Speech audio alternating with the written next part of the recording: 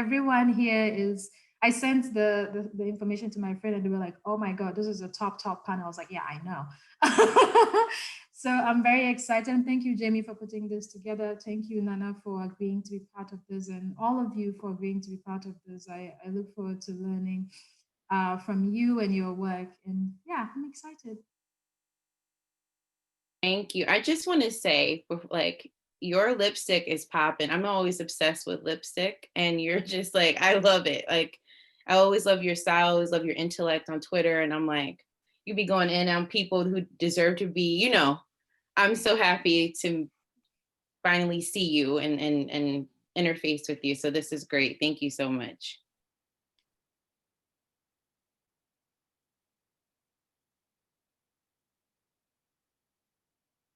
You're muted, Blessol, I think. Yeah, sorry. My name is Gathoni Blessol. I am a Nairobi-based community organizer and strategist, queer community organizer and strategist. I'm currently in Johannesburg working for the Coalition of African Lesbians. I am more than happy to see all of you here, and I'm hoping that this dialogue gets us to the place that we all want to go and we share our thoughts. Yeah, but I'm happy to be here. It is so nice to meet you. Jessica, like, recommended, like, just so many different amazing African feminists. And I was like, I gotta talk to you. I gotta, like, I want you to be on the panel, please. I hope you say yes. And I'm so glad you did. So it's so nice to meet you. Nice to meet you too. Great. So we are getting started soon. So it's already filling up, as you can see with the participants. Like I said, y'all are very, very popular. So this is great. I expect a full house already. We're almost there too. Yeah, this is great. This is so great. So I'll get started, and I'll just, get started, Nana, like, and just introduce, and then, like I did before, I'm gonna peace out and be behind the scenes.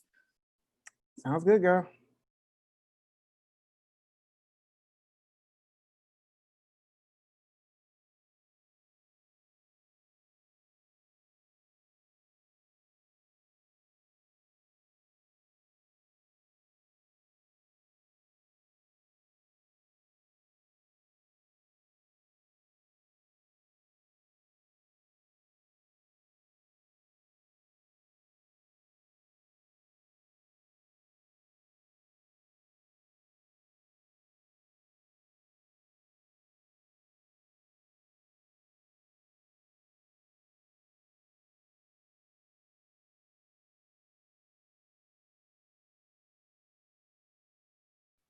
Okay, great. I think we can get started. I don't want to, belabor the time. So let's get started, everyone. Hi, everyone. I'm Jamie Swift. I am the Executive Director of Black Women Radicals. It's really nice to see everyone again. And actually, this event filled up to capacity as soon as it was broadcast. So thank you so much for engaging with Black Women Radicals, but most importantly, engaging with this very important topic and these wonderful, amazing panelists and hosts. And so, as you know, today, the topic is about radical African feminist movement building. And we are in the month of August, and August is also known as Black August, where we, particularly those of the Black radical tradition, reflect on prison abolitionists and prison resistance movements, and also just radical movements in the African diaspora.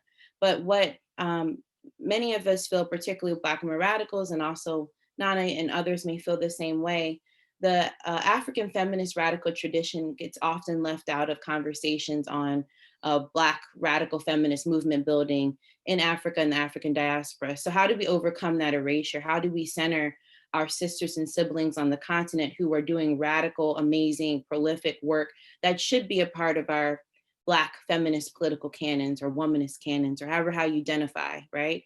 And so this is what this event is about.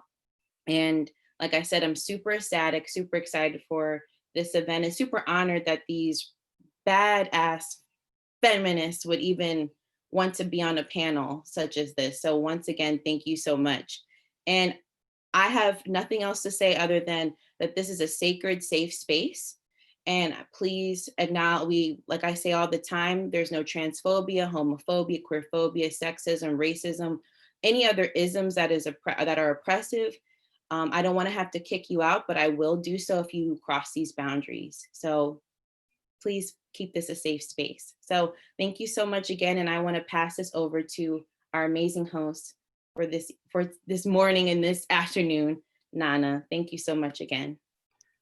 Thank you so much. Thank you, Jamie, for your work in creating and helping us co-create these spaces. I am super excited.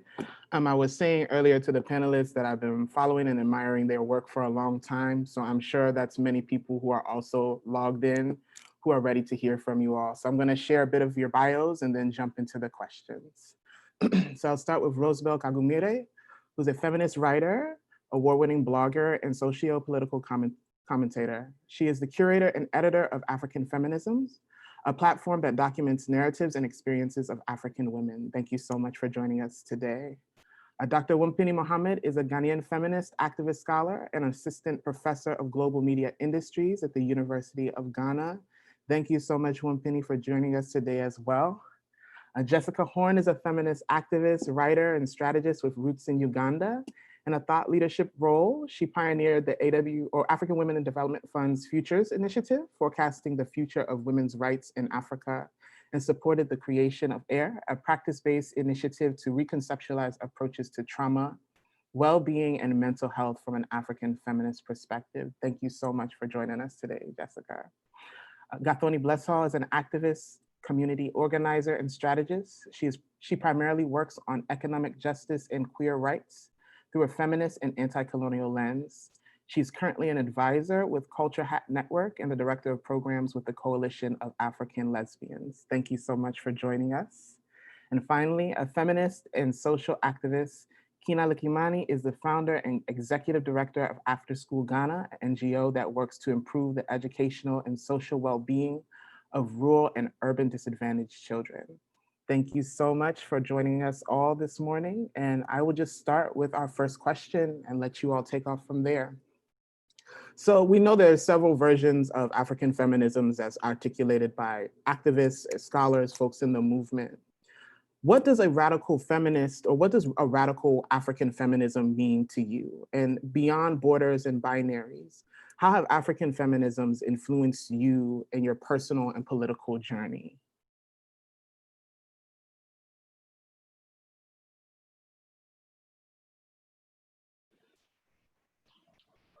Who's gonna start? Okay, I I can can. say one thing. I'll start since we're shy. You know, it's interesting because I was thinking about this question and I was thinking about the terminology and how I really feel like radical African feminism or radical feminism is a term that I always linked with discourses in Western feminism, actually, and that in African feminism for very long, we never used that terminology. But it's come into currency more and more. And I feel like it's partly actually in social media space. But also, I think because of the emergence of more and more feminists, African feminists who are sort of quite visible, but who aren't really linked to movement. One example I would say is Chimamanda Ngozi Adichie, who actually is not that linked to African feminist movement activism, but has defined a feminism that then people sometimes take issue with in the movement because it's not quite the interpretation or the kind of within the sort of the rhythm of where we're at when we're thinking about what we're doing. So that's interesting to me. I feel like the one person who has used the term is Patricia McFadden, who's a Swazi feminist. But if I think about, I mean, what's the story anyway? As I always say, some of these terms are in English and not everybody speaks English. So, you know, it's just a word, but really, what are we trying to talk about? And I think it's about feminisms that really get at the heart. They focus on the fact that the injustices that we face are structural. That it's not about individual choices or people being bad or whatever. It's about structural inequality that is caused by multiple systems of intersecting power. And that another aspect I think that's important in that radicalism is an economic analysis, because one thing that you find in a lot of, say, maybe more mainstream or more liberal feminisms is a failure to really think about the economic power dynamics that affect us as feminists. So Blessol was talking about being anti-colonial, a decolonial perspective, et cetera, is really thinking about what are the economic power structures that shape us and how do we also contest those? And just lastly, I guess one of, you know, truth be told, if I think about the activism, you know, in community that we've done over all these years, the dividing lines are always on issues of the body and sexuality. And I feel like a radical African feminism is one that really fully embraces the idea that we have full choice when it comes to our bodies and sexuality. And that means when it's around questions of sexual orientation and gender identity, whether it's around questions of reproductive choice, abortion, etc. And that we really have the power to contest these discourses of culture and tradition that are usually the things used to constrain us, religion, culture, and tradition. And to really push against that and affirm the fact that, you know, that we're all a family, and that trans people are welcome, queer people are welcome, and that we're interested in this deeper transformation in terms of what we're doing with this work.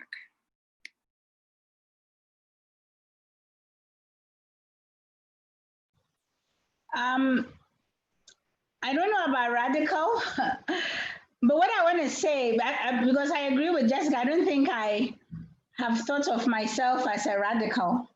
Other people may, but freedom everywhere in all the spheres, sexuality, body, just like Jessica said, financial, economic, anti-colonial, anti-imperialist, trans, land rights. Anywhere in any part of Africa, an African woman is oppressed.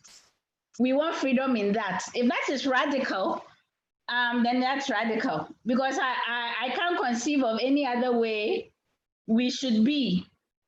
So yeah, complete freedom and justice. I'm in love with. The only thing I like about Ghana at the moment is we have the best coat of arms in the world, and it says freedom and justice. So across the board, everywhere, anything, that's it, because otherwise there are just too many oppressions on African women in all the areas that matter in our lives on this continent. So we have to be free. Yeah.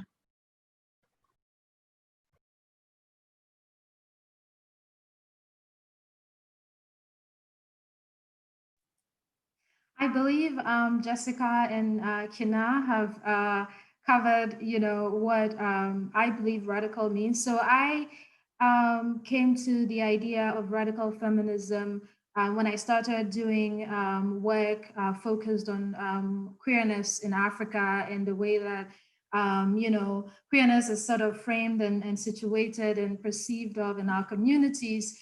And I had to read a bunch of African feminists like Sylvia Tamale, who has done extensive work in the area and who talks about how it's important for us to be feminist with a capital F, you know, and in her work, she's sort of shown the distinctions between, you know, gender activism or gender advocacy and feminism and all these tensions in our movements on the continent. And I learned a lot from her, and most of what Kinna and Jessica have said have imagined the work that she's talked about, you know, the body, you know, inclusion. And for me, radical African feminism basically focuses on dismantling oppressive systems. It also includes liberation, like Kinna said, freedom. And I also sort of came to defining radical African feminism for myself based on my experiences within these spaces. So one of the things that I saw was that, you know, there's a lot of focus on various issues, like, you know, the issues of rural women or cis hetero women. And I feel like there's still more that we can do as far as including, you know, sex workers in our feminist activism is concerned. And then we can also talk about people from ethnic, you know, minority groups, people who are from marginalized ethnic groups, and how their lived experiences are shaped by, you know, history, you know, the ways in which history has sort of situated them economically, educationally, politically within the national sphere. And I noticed that it's not just unique to Ghana. We have those conversations bubbling up in Uganda and Kenya and Nigeria. And it's really, and even beyond the continent, I've seen Indians talk about it within the context of caste and casteism and all of that. So I think that radical African feminism basically focuses on dismantling oppressive systems, you know, freedom and justice. And then we also have to be as inclusive as possible and center the most marginalized people within our communities and our activist work, you know, poor people, sex workers, queer women, people with disabilities. So that is what it means for me.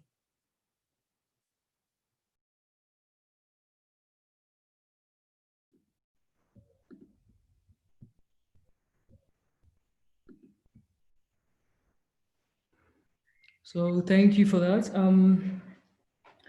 I would like to just attempt and say what it is that I think radical African feminist means for me. One point is has been the kind of view and seeing the struggle and struggles around the continent that have contested the category human, and the ways in which humanness was imposed on us, especially in the colonial struggles and predating that, like slavery and the selling of like African people.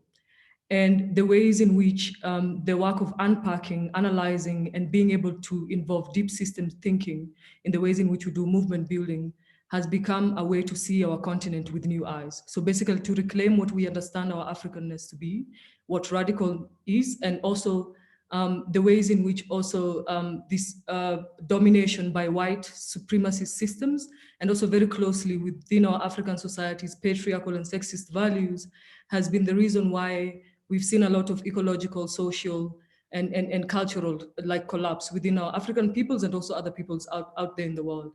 But I also think the most important definition I have comes from Angela Davis, which says is simply just grabbing things by the roots. And to me, I found that to be very important in the kind of movements that have existed in both in Nairobi and also thinking with some people across the continent in South Africa and also in Uganda also, has been this place where being able to discuss things from like the depth of how they happen and how it is that the colonial systems have somehow simultaneously managed to keep us in control and unhinged us from what we've understood to be our political purpose, our cultural ways, and also the ways in which we've existed within our bodies and our sexualities.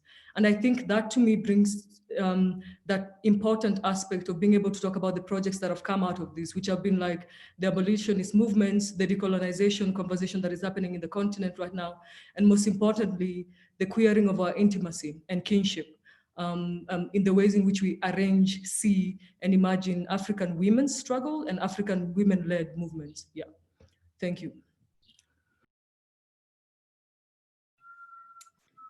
Thank you. What do I add? I think I will try to kind of chip in from everybody. I think for me, when I look at radical African feminism, is rooted in eliminating fear to imagine, because I think we live in systems that are designed to inflict pain and put a price on imagination. Any imagination outside the system is not welcome, is penalized, there's a price.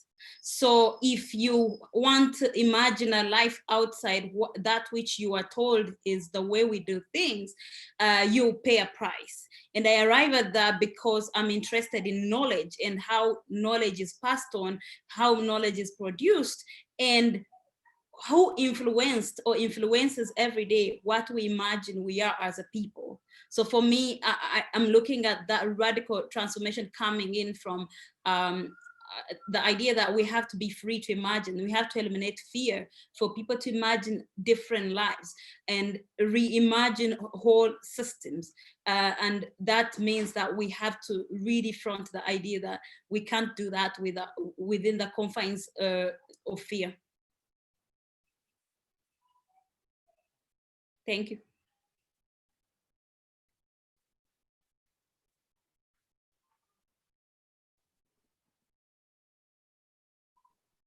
Thank you so much. I'm sorry I dropped off for a moment because of my connection over here. Thank you all for those responses.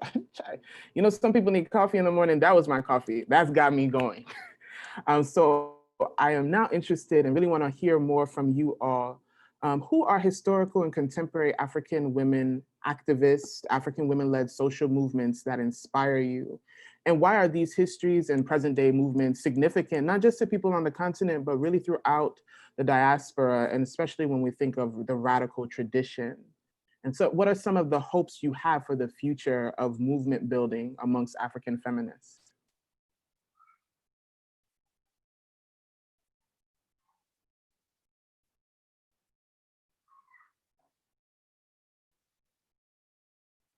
You might have to call on us, we're shy.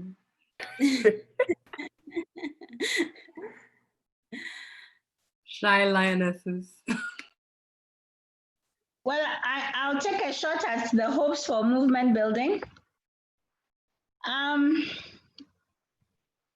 So I think I would hope, no, in fact, not a hope. I think we need to work more on the issue of inclusion, and particularly reaching out to more African women.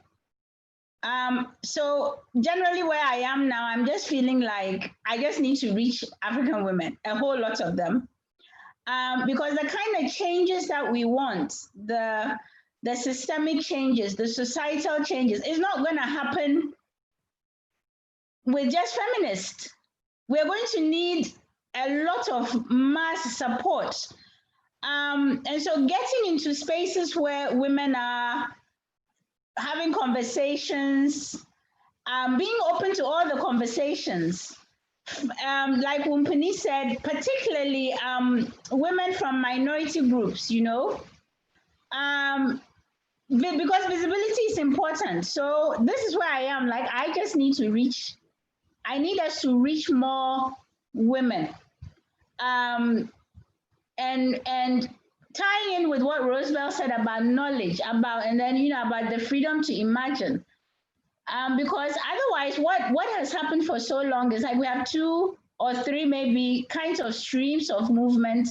You know, there's like the civil society, people working on laws and all those things. And a lot of the times in Ghana, the laws don't get implemented because we have more women going to church than coming to feminist events. I want that crowd. I do not want Ghanaian women to be supporting patriarchal structures and giving what little money they have to churches and mosques. I get upset at that. So that's what I think, and that's critical, because otherwise we are going to have significant problems in achieving change. And I need just feminists to try harder. You know, for movement building, feminists need to be expansive. They need to work on their issues. We do not want, I mean, if you're a baby feminist, you know, it's a movement where we challenge ourselves. Practice the feminism in your household. Free your mothers from parenting. I mean, do not be, the queer issue. I do not understand it, because I'm like, some of these African feminists are anti-queer. I can't understand it. I'm trying to, sometimes I'm like, okay, they are new or something, but we cannot, like I said, we can't be marginalizing any woman anywhere. There isn't a human being, an African woman who is less than another African woman. So we need for middle-class feminists to be interrogating the way they are treating women who are not in their class. I mean, put the feminism into action. Challenge yourselves. Change. Go through. Look, break ties with your family. That's what you have to do to be the sort of person we can depend on in the movement. But we need a lot of work, multi-levels. So that's I don't want it to be a hope, because, you know, they said you shouldn't trust the hope. You must do. That's what we need to do. Radically.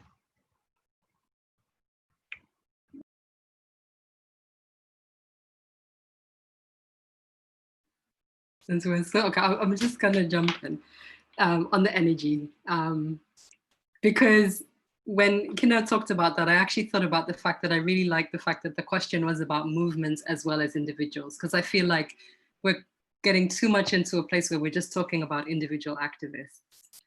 And, you know, and it comes like that also, the social media space is a space that also kind of inspires a little bit more individual focus that way. And I think it's unhelpful, because the truth is that all change has happened with collective action. And that also, it really depends on who is shining a light on who. And I mean, there's many sisters who aren't even in that space, or won't even be, you know, part of a who's list or whatever, because they don't know editors and fancy people and whatever, you know, but are doing the work. So when I thought about, but honestly, Jessica, which movements have really inspired you? And I thought about a few. One is the movement of women living with HIV.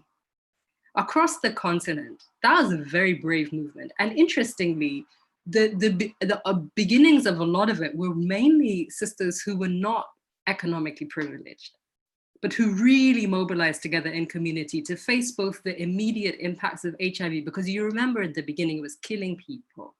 I mean, how many of my family members died, or extended family, and in countries in Southern Africa, you know that too. I mean, it was at one point, it was like 1 in 4 people infected, and there wasn't a cure. So, but there was just this tremendous bravery in coming out. And of course, what it meant was that people were also forcing society to talk about lots of issues.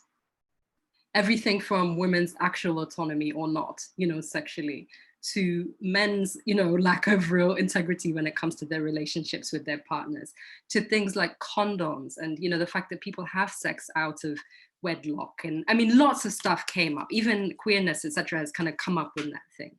And I think women living with HIV offered a lot of things. In South Africa, we have to remember that it was the Treatment Action Campaign, which was led by men in large part, but majority of the movement was actually women mobilizers in community. And they changed international patent law to enable the production of generic antiretrovirals. Now tell me something that is not revolutionary. That is revolutionary. And it was women's energy that mobilized around that to make that happen. Women living with HIV are also the first model of accessible self-care.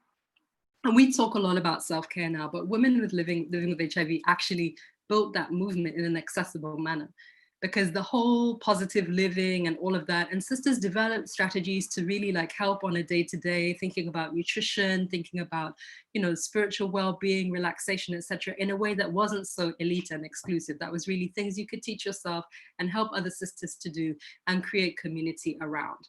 So I feel like that is a really phenomenal, fascinating movement across the continent with different iterations in different places, but I think has really been a massive contribution also in, like I said, really opening up the space to discuss questions of sex and sexuality in ways that I don't think we really had before. So for me, that really is a movement that I have a lot of respect for. You know, the second is, of course, like we're all really inspired by women who are part of decolonial movements, and we're slowly picking and unpicking the histories to really find them, because so much of it wasn't written or documented properly. And I just think it's beautiful that in many countries now you're seeing a new generation of people actually going way back to try and, you know, unearth those stories. But the contribution was really incredible and very brave. And in many cases, it was leadership, right? It wasn't, again, as people say, you know, just doing the tea and washing the dishes. Like, you know, sisters were the fighters. In some cases, they were literally leading the spiritual, you know, like they were like the spiritual leader of the decolonization movement, etc. And so I feel like, you know, that brought us the beginnings of an African independence. And, you know, the women often articulated a desire for women to also be free. It's just that the men revolutionaries didn't take that on for the most part. But the women were articulating a feminism too, because they saw the need for a complete revolution, and really, you know, worked and contributed that. I mean, again, there are lots of individuals, and in a way, I don't want to go through a list, but I just thought about those things as in terms of really my things that have inspired me. And I feel like both of those movements really then managed to reach mass. And so I think maybe we need to look at those movements that have actually been able to do what Kinna is saying and actually touch a mass with very radical ideas, as Rosebell was talking about the need to free imaginations. They actually succeeded in doing that and created new imaginaries, but en masse and in very accessible ways. And I feel like there's a lot to learn from and replicate, really, drawing on that energy. And a lot of those people are still alive today and are in some part of movement spaces, but also would probably love to be acknowledged and, you know, re-engaged to help us think through what next. I want to add on to what Jessica brought out. When I think about my own arrival at this journey is as an African woman, have been raised in the 90s when our country was just emerging out of a war and starting other different wars. I was quite struck, my imagination as a young girl, the country that was being given the idea of a nation that it was run by men, and the men were fighting. But I was quite really interested, and this was being taught in school, very, very from a very different perspective, the rebellion of Alice Lakwena, a woman that led a rebellion against President Museveni when he came to power, and she had legitimate causes together from her own community against the new government of President Museveni, and it wasn't necessarily transformative for them. And I learned about Alice Lakwena as a young girl, and I was really fascinated the fact that this woman was actually actively fighting a war, you know, and coming from an area in my country that I was very privileged at the time that I'd not actively lived in a war situation, even though my parents lived through Idi Amin years. And that was, for me, it was just an idea that I came to learn about the role of such women and what they were trying to challenge, a society that was not giving everybody a fair share, and also that women could actually fight in this war. So you could not lie to me that women did not have any capability as men, even when it came to war. You know, for me, it was extreme, but it was very important for me to realize that women can actually do that and have done that. And that then connected me to the history in this country of fighting colonial anti-colonial fights, and one woman, Queen Muhumuza, who was based in the north of Rwanda in southwestern Uganda, where I come from.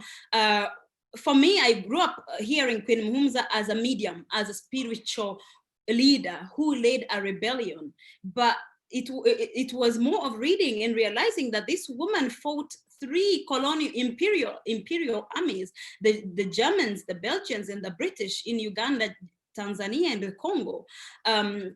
This was very fascinating because she used also spirituality, which is the other issue that colonialism took away from us and replaced it, God knows, with all kinds of religion that are acceptable except African traditional beliefs. She was leading a rebellion as a spirit medium. She was possessed by a medium, a spirit of a long-known woman who was also a queen. So for me, these two issues were linked in a way, because also Alice Lakwena claimed to have spiritual powers, you know. So that brought my attention to the role of religion and spirituality in Africans' struggle for independence, and even before independence, and how we erase traditional African belief systems that up to this day, it is not acceptable socially.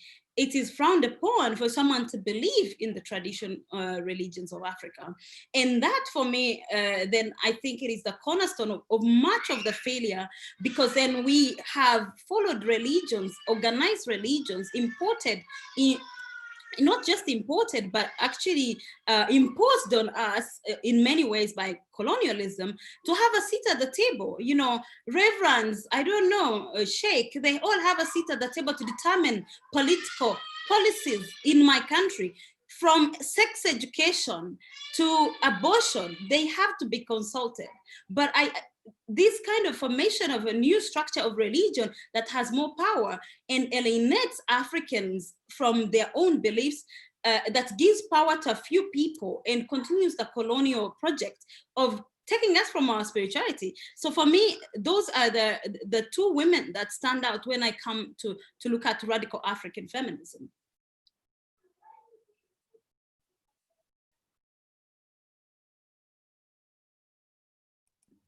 Well, so I'm going to try to think through the hopes that I have for sort of movement building in African feminists or feminisms. And one of the things that I feel that we need to take a look at again is disrupting borders. You know, the idea of borders, and you know, we were forced into, you know, because of the partition of Africa, we were forced into these geographical units that literally split ethnic groups, you know. And so when I look back to that, I think of the ways in which, especially within the sphere of social media and digital organizing, how removed Anglophone Africa can be from Francophone, Lusophone, Hispanophone Africa.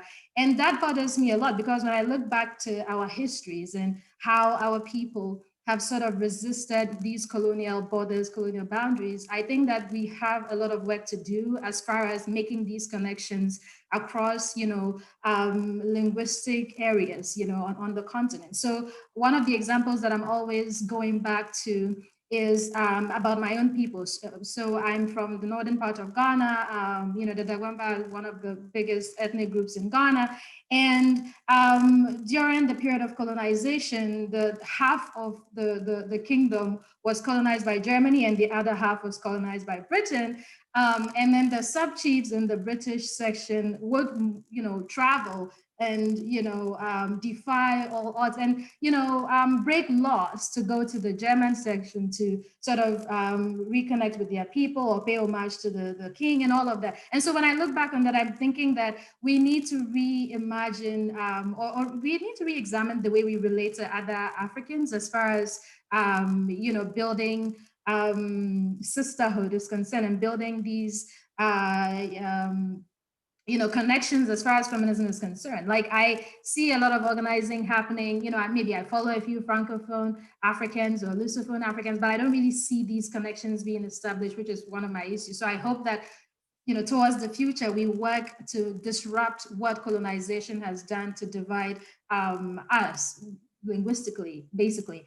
And who inspires me? So I would say that I am definitely inspired by everyday African women who sort of resist the patriarchy, subvert the status quo in various ways. And I think Helen Yita, who is a professor at the University of Ghana, has written about, for example, the ways in which Kassina women use proverbs to sort of shame men into doing their into performing their responsibilities. I also think about the market women in West Africa and the ways in which they have contributed to African feminist movements on the continent, how they have fought colonial systems, how they have even fought their own local systems, they've fought these political systems that have tried to impose unfair taxes or have tried to basically oppress people economically.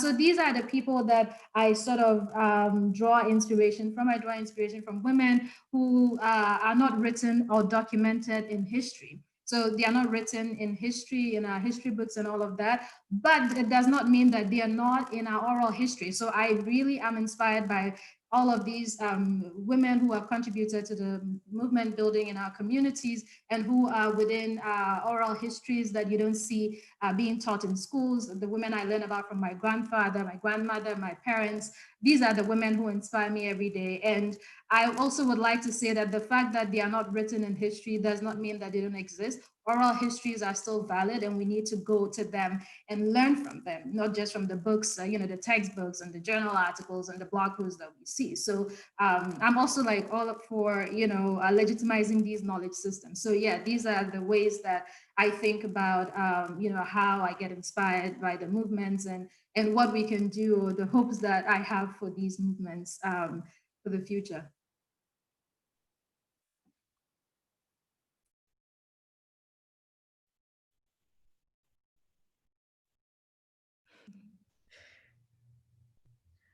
Thank you for that.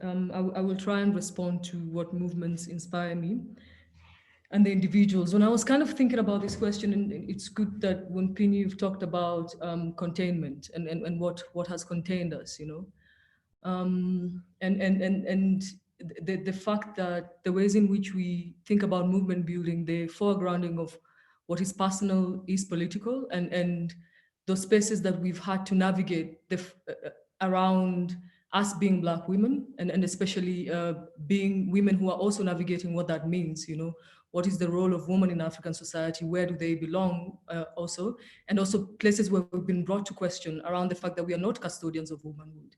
And how do we actually hold these realities when we are talking about women-led movements or social movements that have inspired us and the individuals that have inspired us?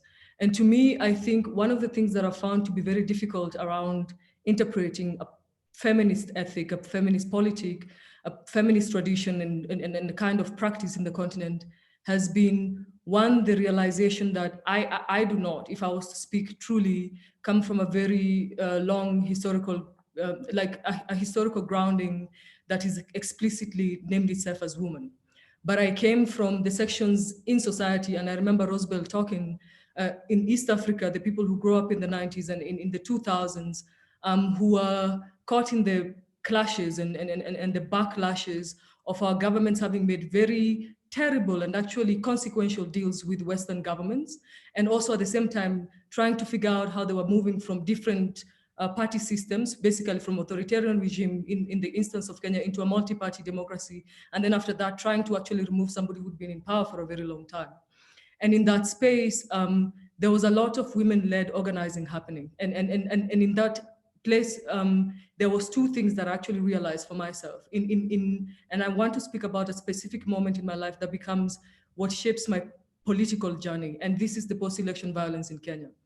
I think for a lot of young people growing up in the early 2000s to 2010, the reality of what it meant to be Kenyan and the process of state making became very apparent between the question of class and gender as spaces of boundaries and boundaries and containment.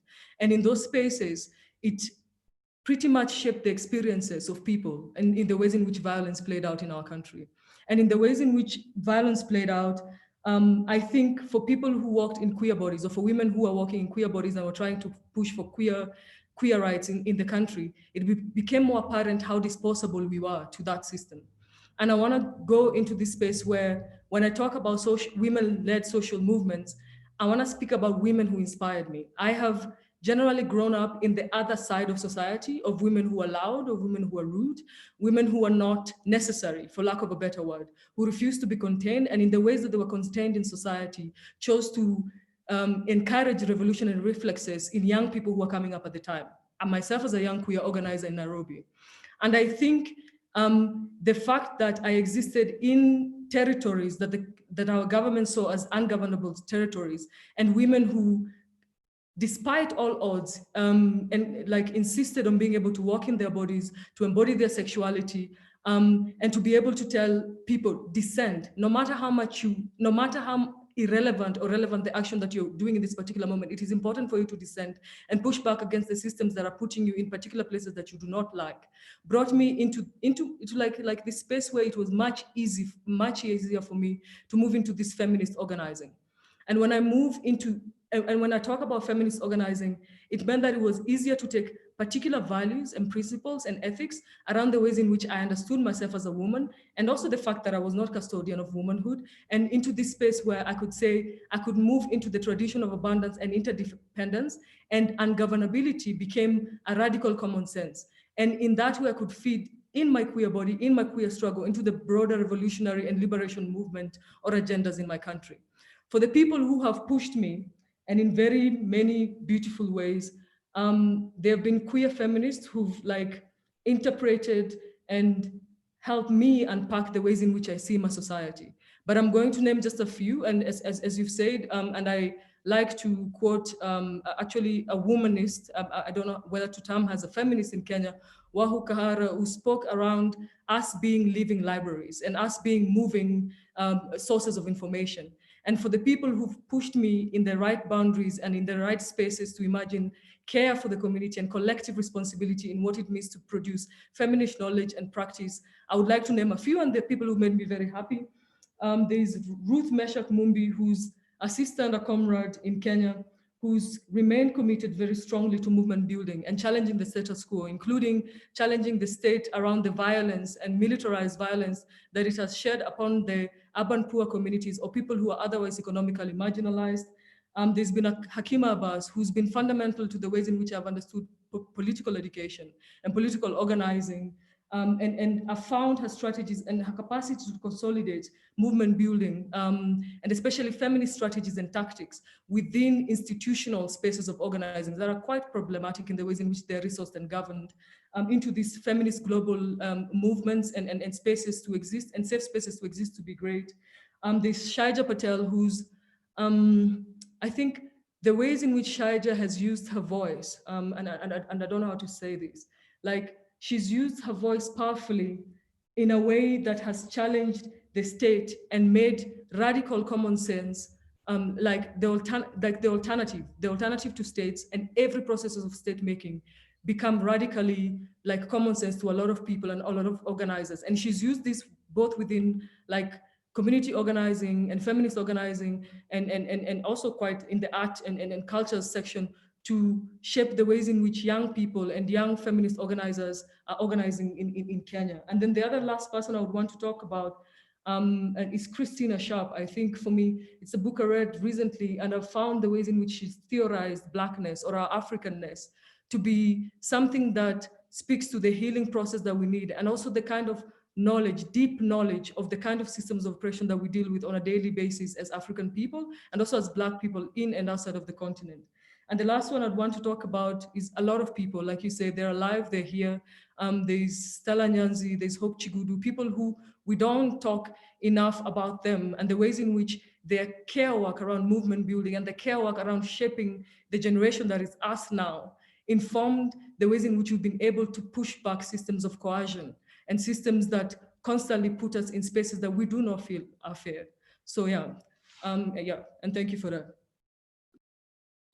Oh, thank you all. This is, wow, so much knowledge, so much very deeply appreciated, and also leading us into our next question, in particular around commitments to the work and commitments to being radical. And I know all of us in this movement, we have different points that we can, or moments in our time that have politically radicalized us in our consciousness.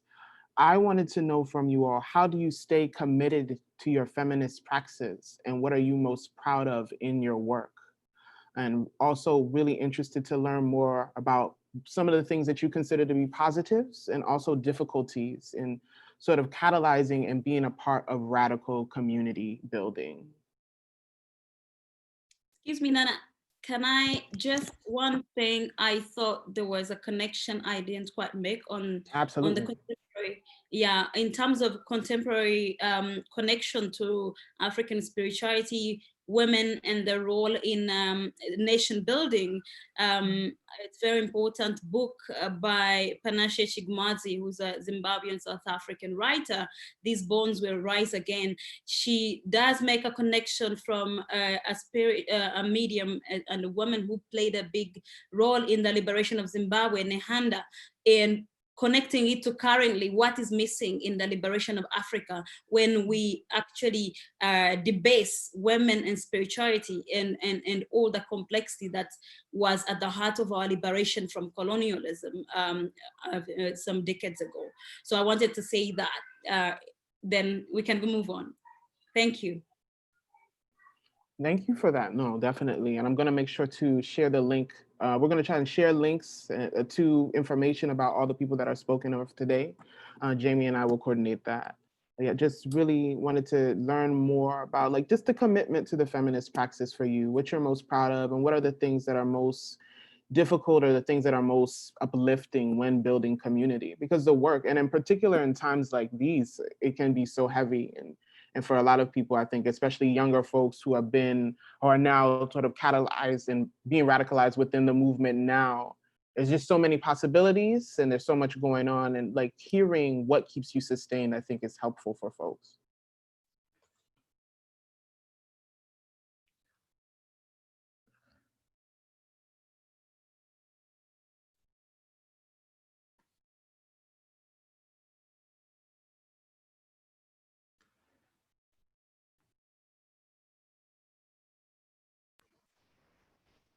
Repeat the question, then I'll answer. I'm sorry. What was your question again? Yeah. I'm so sorry. These multi-part questions, repeat it. Yeah, it's a lot. I'm sorry. I'll do better. So how do you stay committed to your feminist praxis? And what are you most proud of in your work? Really is the first question. And then the second was the positives, the ups and the downs of building radical community, radical African feminist community. Okay. How do you stay committed to the praxis? Okay. I just do. I mean, it's like an unfair question. Like I grew up in feminism. So this, I I was born into a feminist household. So this is how I've always been. With some men, so then it comes back to, well, what is somebody who defines themselves as a feminist? You do the work, both in your mind, in your life, and in your community. So I like to tell people that you need to overthrow a lot of things in your head. This goes back to, the crisis of imagination. So you need to overthrow society in your head. And then whatever it is you need to do to stay the course, you stay your course. Because there is nothing like, you can't do this. You can't be different. You can't be inclusive.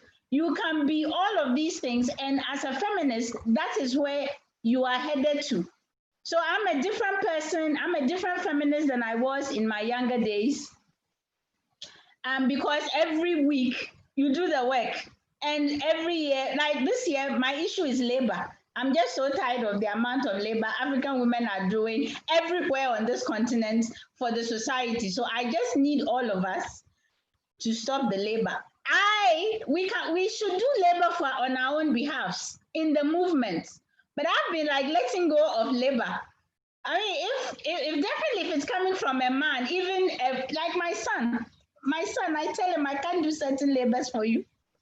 I mean, I gave birth to you. I am your parent, but certain things you can't depend on me to do, and then come to expect it from women. So, it's. I think what I get worried about is the ways in which people want to do like personal choice feminism. As long as it's like fitting into some neoliberal sort of feminism. No, we don't want that. You need to do your work. If you are elected, if you are formally educated, you need to find the books, the theories, and practice them in your work. There are lots of people who've been doing this. You need to stop trying to be the center of the society. You can't be a feminist and the center of society. It does not jive. You can't be popular.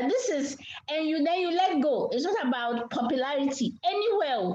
Because sometimes there are feminists trying to be popular in the movement. We don't do popularity. We live our life. So I think it's important.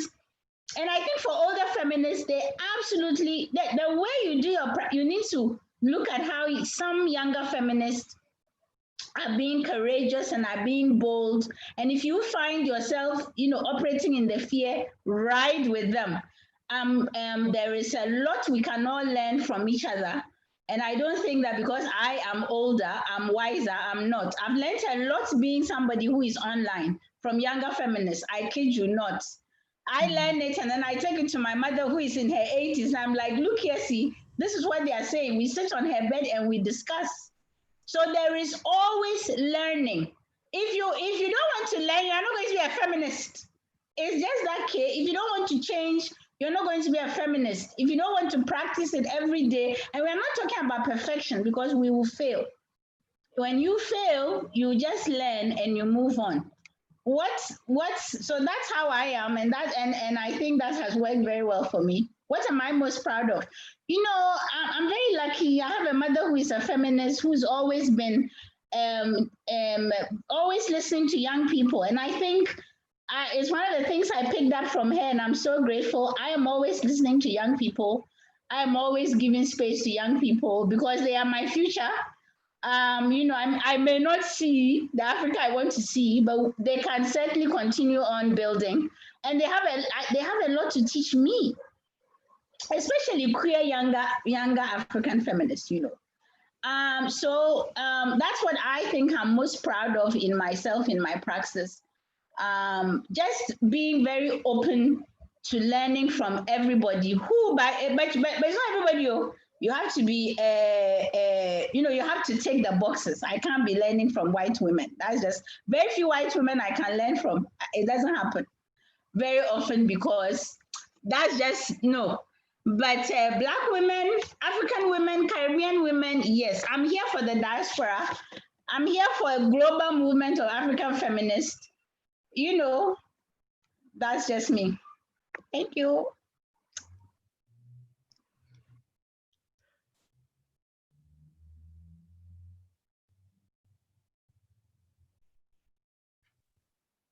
Well, I believe that I am still in the process of being radicalized. I am constantly learning new things from a lot of people. A lot of people on in the digital, sphere, and also, in the physical realm. And I will say that what has constantly kept me on the path to being more and more radicalized is the experiences I've had from being excluded from mainstream movements, and the experiences that I have seen other, marginalized feminists have from being excluded in mainstream movements. So that has, inspired me to be more and more radical. And I feel like that sort of exclusion sort of showed me the importance of not assimilating into mainstream liberal, feminist movements, right? And the thing that I'm most proud of, I still consider myself a baby feminist. I still feel like I'm learning a lot. But the things that I'm most proud of in my work is sort of working both in research and activism to sort of demonstrate the importance of legitimizing African knowledge systems for my own community, not for the Western gaze or people elsewhere, but for my own community, telling them that our systems of knowing, our histories, and all the work that these radical, inspirational women and people in the movement have done, they are valid, even if they are not written down. So that's one of the things that I'm most proud of. And I'm also sort of proud of what I consider to be a big decolonial, anti-imperialist project that is happening right now.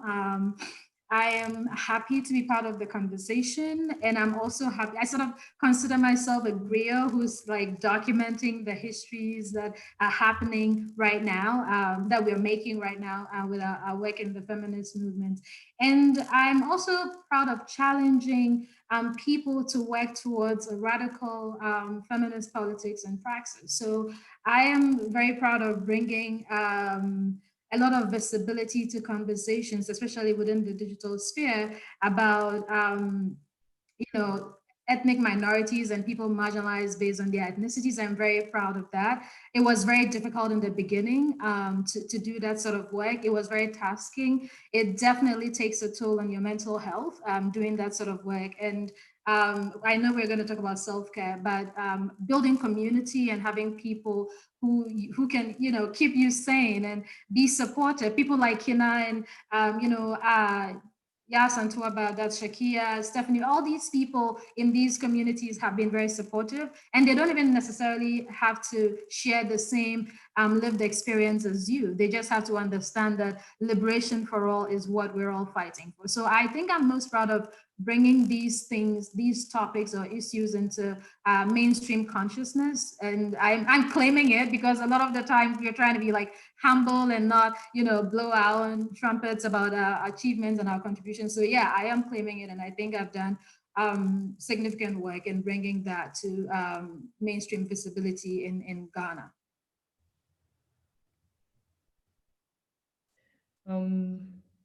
Thank you for that. And yeah, that's actually amazing work. I'd want to speak, and I think you've all spoken into it. And to me, what keeps me in the praxis is moments like this, and I think it's because we are in deeply jarring moments, like topsy-turvy worlds and bizarre things are happening. And there's a whole politics of containment and ruling with fear. And I think that's something that our governments have picked up from a whole lot of places, the questions now that are being raised in different sections of society around what did it mean to manage COVID-19 in a world that we exist in that has polycrises, and I think what has kept me in this commitment is realizing there's work that has been done and there's work to do. And I don't know how well to express this than from the observation of Kenya as a state and its response to the post-colonial actually, and the post-election violence that happened, and the ways in which it's a highly militarized state, and the ways in which the natural response to a virus that has been highly mismanaged with the capitalist system became punishing of its citizens, and more so taking all the care work that needs to happen and pushing it to what they are terming as essential workers, and mostly the labor being pushed to women. And the kind of like reenactment of the violence I've seen exist in society at micro and macro levels in the ways in which that they've managed COVID-19. And I think the question of class is being played with in one way or the other. The question of how do you navigate the question of institutional organizing, and especially in balancing the question of ethics of feminism and how you hold your politics in feminism, and the question of what is it that feminism plays as a role in the continent. And I think, to me, this place of remaining in the feminist praxis is a difficult struggle. As most people will tell you, it's a spiritual struggle. It's something that helps you understand what you're doing structurally. It's something that builds community or dismantle community for you. It's something that leads you to these places of self-preservation and learning more about yourself. My commitment to the feminist praxis has been to be in a moment like this, when there's fear and there is separation of people, and almost like a threat to the ways in which movements have been able to organize and remain like powerful and remain completely persistent and completely resisted the ways in which we were colonized, and the ways in which our states have been violent, and the ways in which the economic and like global economic systems keep taking from us. These moments become important and feminism become important. And it's not for any other reason. It's because before COVID happens, there was a lot of uprisings and organizing. And in most of this uprising and organizing, there was a lot of feminist analysis, a lot of feminist tools and tactics, and at the same time practice in the ways these movements imagine themselves. If you were to put total shutdown and what was happening in that time, bring back our girls and what was happening in that time, to bring the question of say her name in Kenya, for instance, the conversations of end police or extrajudicial killings in Kenya, these were conversations that are already contesting what it means to live in an African society. As a woman, as a person who's an other, as a person who's walking in a queer body, as a person who's walking in bodies that our societies don't understand. And to me, the work that needs to be done is the constant realization that the African feminist blueprint have informed the ways in which we escaped, and not by like narrow margins, what colonialism could have been and would have been, and has been there in the ways in which movements are translating themselves, including the organizations and the civil society that we are able to exist in right now. There's been work that has made it very possible for us to exist in these online spaces, to be in these spaces that we constantly are pushing for, that there is no single narrative to an African existence. There is no single narrative to understanding the African woman. And I think if we keep moving to this place where we understand feminism has existed in the ways in which movements have pushed back, and it is there right now in the alternatives that we are seeing, whether it is like mutual aid, the stockfells that we're seeing to hold people, the food packages that are moving between houses, the like queer correspondence that is happening between countries and refugee camps. It's feminism and feminist thinking and people power-centered thinking that has enabled this type of organizing to happen. And the things I've been proud about is looking at movements that otherwise have erased queer labor, has erased queer knowledges, has erased even queer bodies. I've seen sometimes in reporting online, just the need to erase that lesbian who was in the middle of total shutdown becoming necessary. And even if that has happened, the queering of what it means to be in tribe, in kinship, in solidarity, in community, within the feminist movement has happened, and has happened in a very huge way. And we've seen it in movements that otherwise, people have tried to make sure that they sound like they were just Black radical movement. And we know that Black radical tradition sometimes has been based on politics of exclusion. And these movements like Total Shutdown and Black Lives Matter, and also Say Her Name Kenya, and queer organizers also are highly responsible and highly present in the organizing, for instance, around extrajudicial killings. This to me makes me very committed to the feminist praxis. And to say that the work has been done, means that there is already an infrastructure of being able to build onto social movements and then move into these spaces where we can imagine a future where the younger generation that all of you are talking about, where there's still possibilities of our African societies remaining ungovernable, dissenting, and refusing the positions that we've been kept in for a very long time with the different projects that we know about. Yeah.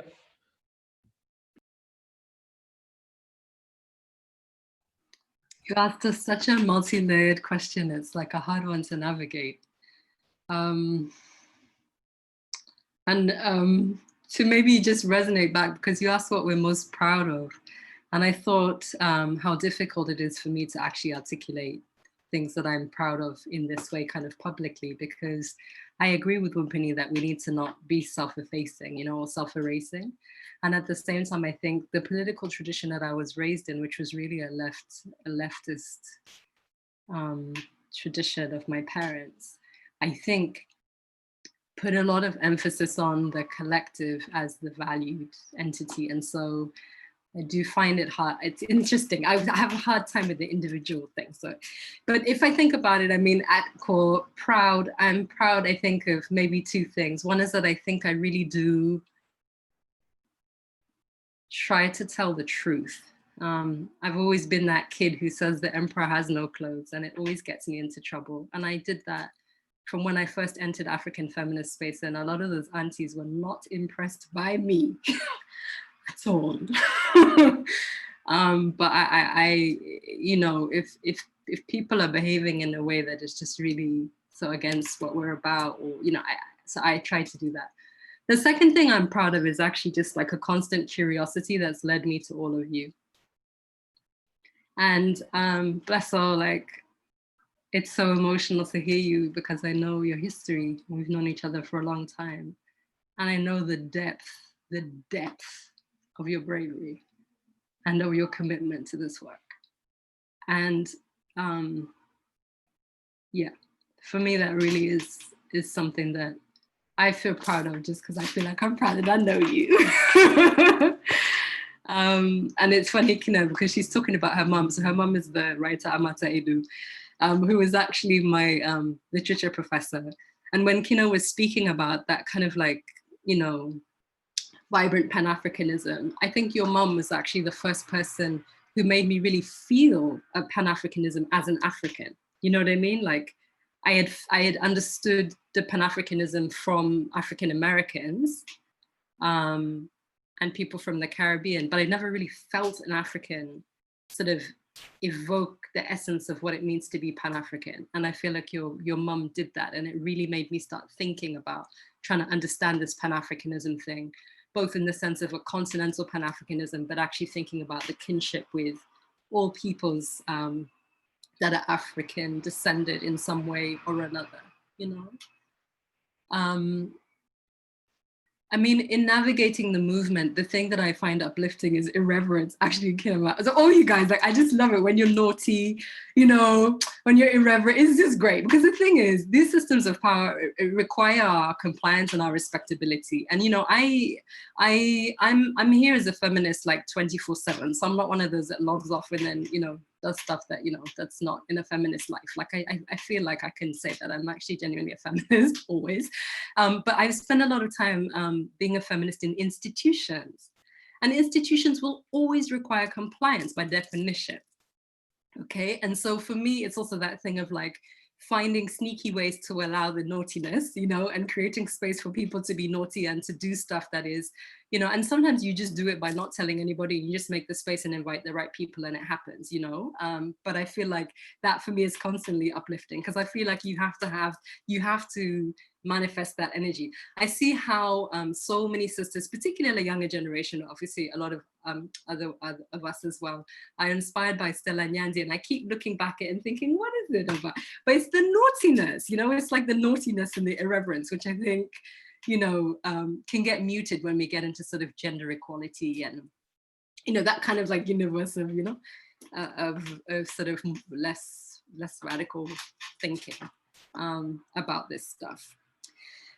listen, the spaces are difficult. And I feel like, you know, there are some things that maybe we only want to talk about amongst ourselves because that's really the better place for it, you know. But I think one of the things we need to acknowledge, and I've certainly realized because I do help to organize and resource lots of collective spaces, is to recognize that this patriarchy and its intersections breaks us. And so what it means is that then we often come into those spaces broken. And that means that sometimes it can be difficult to deal with the intensity of people's feeling, to deal with the anger and rage, which sometimes ends up directed at, you know, other sisters as opposed to the system. And to really think about how do we create spaces that can actually hold that to really genuinely support the healing, you know, because I think that one of the core beginning points of our activism actually has to be that, because we carry the reality, you know, of the absolute violence of the worlds that we live in and how it manifests in us. And I feel like we have to be able to hold each other and to really just, you know, find ways to do that. And also make sure that we ourselves are filling ourselves up enough if we're feeling a little better, so that we also have some energy to hold another sister or other sisters. But I think that that can be difficult. Honestly, I found that a lot of blockage to really like radical politics, if we're putting it that way, is religion. And I saw somebody in the chat talking about, you know, we don't want to like, you know, necessarily vilify or frame, you know, Christianity or Islam as, it's not, well, we can argue about whether or not it's inherently problematic. But for me, I'm like, whatever discourse you decide to take on, it is your responsibility how you use it. You do not have to use Christianity and Islam in ways that silence and violate and erase and, you know, and chastise and control. You do not have to do that. And I think for me, in particular, in the context of Christian, feminine Africans, Christian women who are in feminist space, I really think it's a responsibility to start articulating a feminist Christianity that critiques this stuff, because not enough sisters do it. And I don't think you can just get off it and say, oh, my religion. Your religion doesn't say anything. Those books are there and they're open for interpretation, which is why there's literally how many types of Christianity in existence? Even ones that say you pray on Saturday instead of Sunday, and ones that say don't wear earrings, and other ones that, I mean, come on now, guys. You can do it if you want to. And in that respect, there's this amazing Ghanaian woman. So she is actually the first formally trained African woman theologian, Mercy Oduyoye. She's in her 80s now, I think. And she walks around with this t-shirt that says, Jesus loves feminists. And if you ask her, how do you know? She says, because the Bible tells me so. So it's okay. She's brilliant. And she, you know, she's been articulating this contestation and a rereading of Christianity for decades.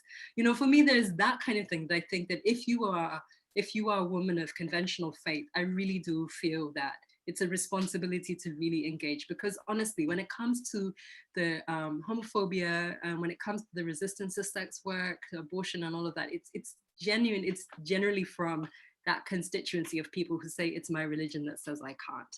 And so I just feel like there's this thing of like, if you're in this, it's about constant self-critique and constant commitment to a sense of rigor and challenging some of your own biases and assumptions, you know? And I think Kinna spoke to that about, you know, like you have to work on yourself. You know, you can't just arrive and put a little, you know, label on yourself and now we're here. You have to work on yourself, and we all have biases and, you know, things that we don't attend to, and you have to. Same with the classism, you know, and the kind of hierarchical, you know, manner with which we can actually relate. And this whole idea of women who are down, you know, in African English, people talk about the women who are down, you know, and you're like, down? Last thing I checked, we're all walking on the same earth and it's the same level. So which is down and which is up? But it's quite embedded, you know, especially in NGO talk. There's a lot of deep classism that I think we haven't really interrogated. So for me, I think those are some of the things that are difficult, but it's okay, because again, any political project means that, you know, it's constant work. And so I just feel like we just have to keep being brave to really think about it, talk about it, learn from it, you know, deal with the discomfort, sometimes just stay quiet and listen to people who are articulating what's wrong, and really try and, like I said, to hold the space so that all of us can heal and grow as we move through it.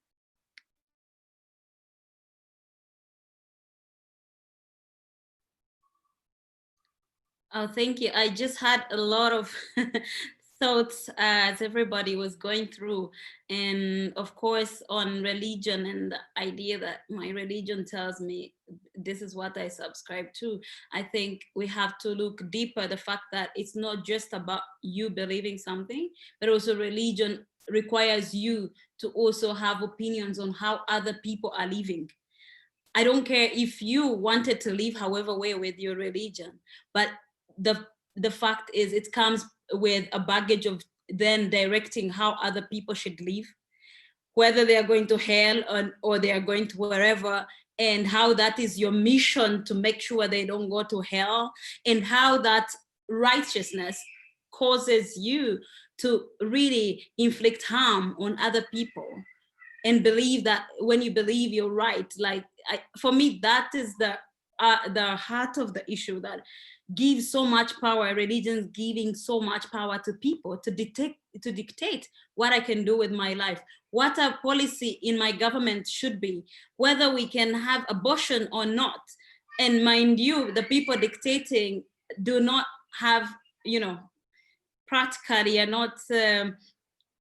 not necessarily by their religion, not in relationships, or even ever need this kind of service, which women need every day to save their lives or save their mental health or save their, whatever economic situation. We are now in COVID, and the amount of sexual violence that's going on in every country. I just wrote an article about that, looking at all these reports from whatever country, pick a country every day, and the sexual violence that is going on. And this is the same place where the very institutions are silent on this. But they're not only silent, they're using, for example, in Kenya, the president trying to ban, emergency contraception. In the middle of a pandemic, when young women are reported to be raped, very high numbers. And he's not alone. When he does those moves, religion is behind it. He's appeasing different factions. And religion is a reality we are living, in determining how we live in our countries. So that's why I cannot leave it outside the conversation. It's not a conversation only for those who are believing. It's a responsibility for them to understand how their religion then impacts on national well-being of everybody who lives in this country. Reflecting on my own political consciousness, I think that I've been helped a lot to arrive at this consciousness, which is a work in progress, because of my really interest in media and telling stories and understanding things that I don't understand. Knowing that also that I don't understand everything, I think is very important. And some people talked about how we learn a lot from young feminists, from young women. I work as a journalist, so every day I interact with different people. And as a feminist, I interact a lot with young feminists and what they are doing. And I learn a lot every day from them. So, and it pushes me. I actually want to be in that space because it reminds me of things that I'm yet to work on myself. Someone talked about the LGBT movement in the continent. We have a lot to learn, not only to support, but to learn, to be humble enough to say we have to learn. Because how do people organize, survive in a society where at all levels they are criminalized, they are not acceptable? I don't think there are many social groups that you can find that live under such circumstances. And yet they are organizing. We are seeing a few wins in Africa, in Botswana, in Angola. The criminalization of the laws is one big step, and we can see how those efforts are working. And to make sure that how have they worked in times to make this conversation, for example, in Uganda, to make it difficult to say I'm a human rights advocate, but I do not agree, support, whatever word you want to use to escape LGBTI rights.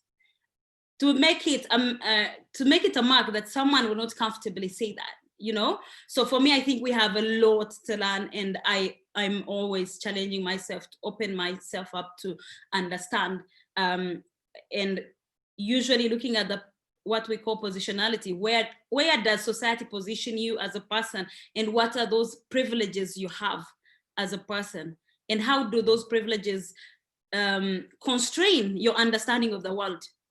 So as a person who works in knowledge, for me, that is something that I've been able to learn from. Working on Dr. Stella's campaign, Dr. Stella Nyanzi's campaign, really brought me a lot of knowledge on how radical feminism works. I'm a baby radical probably, but going to see Stella in prison, interacting with her to understand what really her ideals are, for me, have taught me a lot. I remember 2016, we had just come out of the election, another fraudulent election.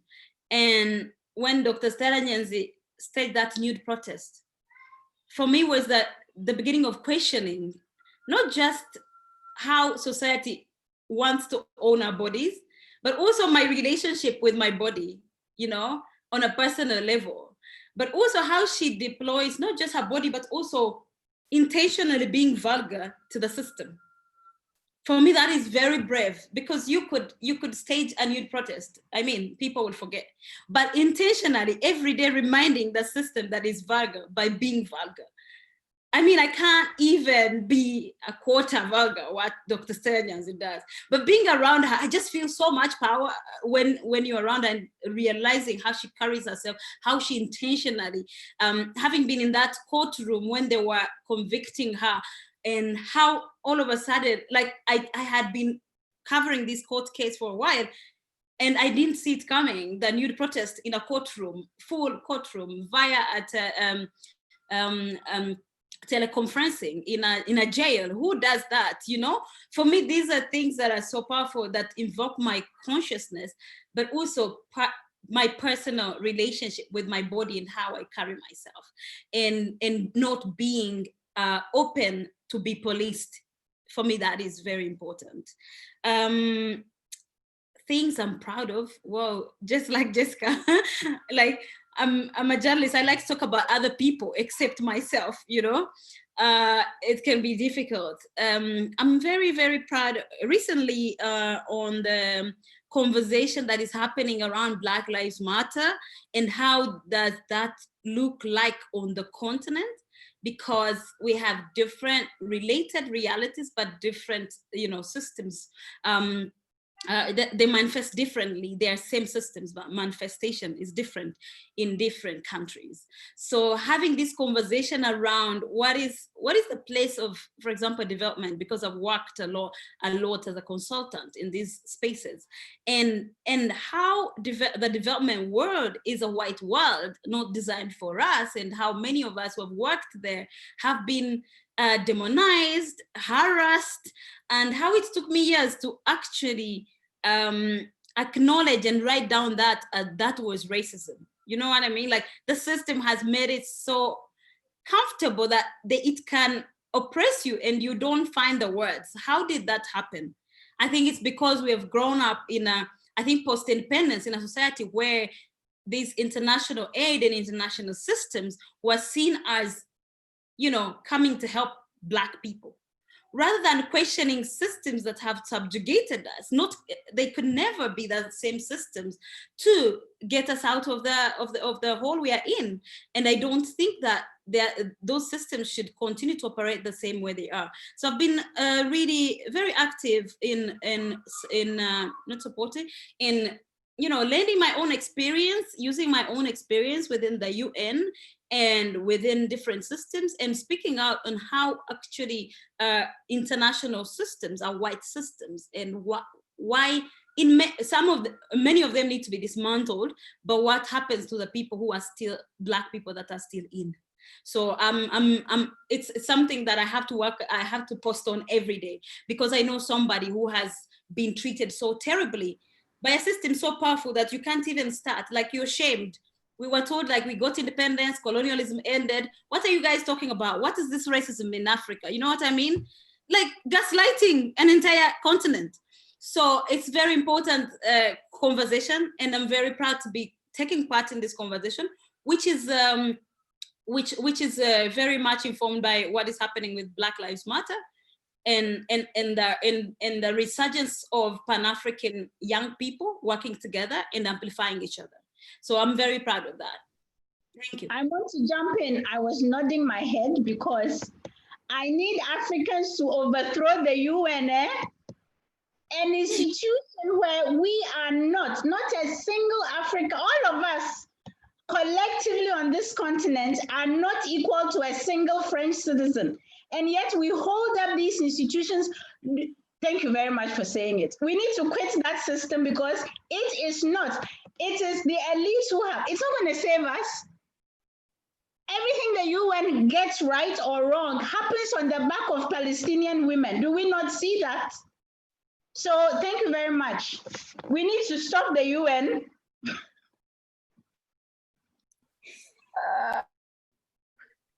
Hey, more vim. I agree, man. This is such an excellent conversation. Oh, I'm so glad. So glad for today and for sharing this space with you all. I have one more question for you before we open up for the panelists or for the attendees, their questions they have, some of which you all have already addressed in what you've shared. The last question is about self-care. How do you center self-care and rest? And what advice or what words do you have for young African women activists on how to center self-care as well? Because I know I need to do a better job. I don't do a good job of it. I'm gonna go first. So 2 years ago, I was diagnosed a diabetic. I have suffered.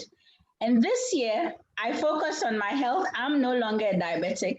I have done a protocol and I have put my health front and center.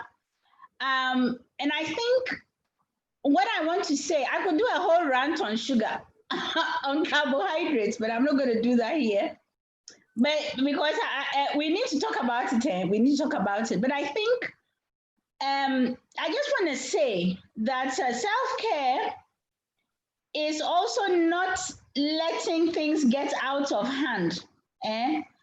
So health, the medical system cannot give us health. They manage our disease. When you get sick, they will manage your disease. They will never return you to health. So as part of our self-care, self-love, we have to find ways that we return ourselves back to health because they will kill us. And then they will say that diabetes is a chronic and progressive disease and it's the biggest lie. And everybody, please cut down your sugar, your carbohydrates, do some kind of inventory.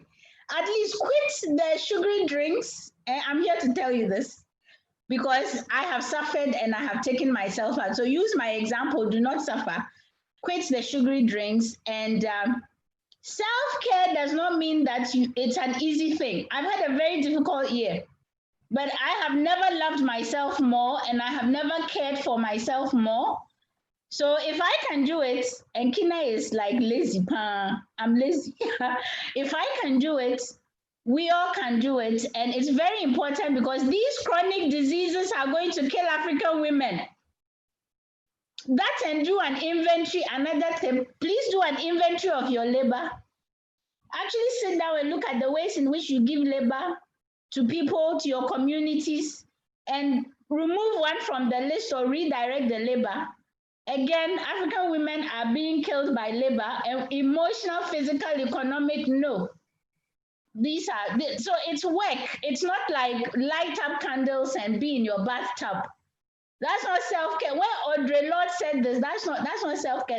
That is white women's self-care. We don't need that. We have issues to fix. So take the courage, be courageous and say, I am not doing this on behalf of so-and-so.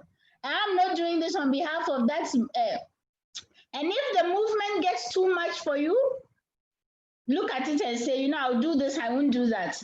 But self-care is a lot of work because by the time we get to a stage where we need self-care, we have allowed society to take up too much of our time, our labor, our health, and we may even be getting sick. So this is not like, candles, a trip to Bali. No, that's not self-care. It's a lot of work. And as a feminist, I would like us on this continent to lead that work, the hard work. Thank you for listening.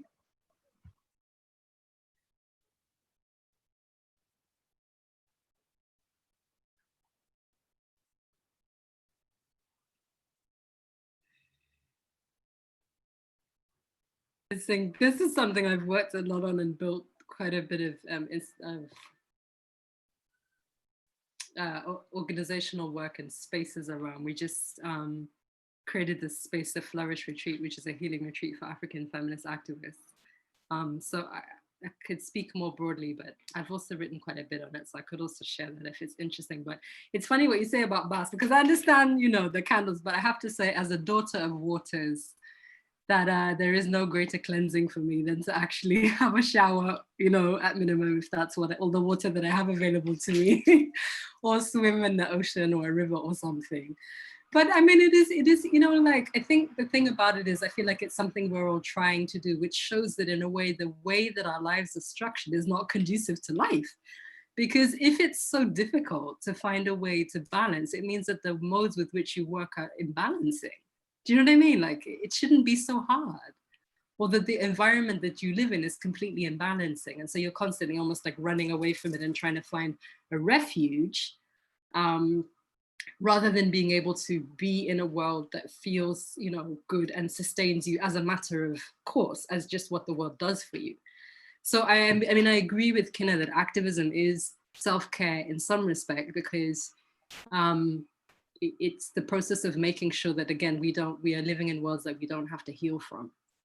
And Audre Lorde is now kind of like used and misused a lot. And remember that whole self-care as political warfare was written in the context of writing about the fact that she was managing cancer as a Black woman who had to deal with having to pay for, you know, cancer services and it being all quite inaccessible, and recognizing how many women really just don't even have access to even that. And I think it gets misused now and made to be anything and sell product and whatever, but that's not what she meant. She was actually talking about the same thing we're talking about the fact that the political warfare is recognizing that the systems are created to hurt us. And so even the healthcare systems are so inaccessible or unpresent, you know, that, you know, even if you get sick, the chances of, you know, having the care you need are low. And so it is incumbent upon us to actually really think about that the activism, you know, but in terms of little ways of, you know, so here we are though, and we are in the midst of it, and, you know, it can really get us down. And I'm also a new mother, and let me tell you, man, there is no sleep and there is no personal space. But, you know, little things, just do little things, whatever brings you joy, just remember it and do a little bit of it. And I think it's just, you know, and make it easy for yourself, and it doesn't have to cost, because a lot of us don't have a lot of money and all of that. So to put also pressure to feel like you have to have some glorious practice that you put on Instagram and show everybody that you're doing this and, you know, some amazing yoga moves or whatever, that's not the point. The point is to find little things that replenish you, because you cannot actually give what you don't have, which is something my mom always used to say to me. You cannot give what you don't have. So, you know, if you even want to give longevity to the movement, you know, I want to be able to give like my life to this, but you got to have some life to give, you know, so to just see it from that perspective, that it's a gift to you and it's a gift to everybody around you.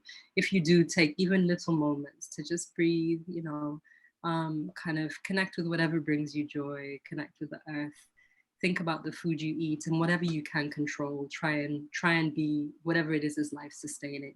But then absolutely, I do believe that also the work that we do together creates, you know, helps create worlds that we don't have to heal from. And just lastly, there are now, you know, a growing evolution of spaces that are more accessible for sisters, because, you know, even when it comes to care, like I know, you know, sometimes people do actually need like trained people, you know, to help them.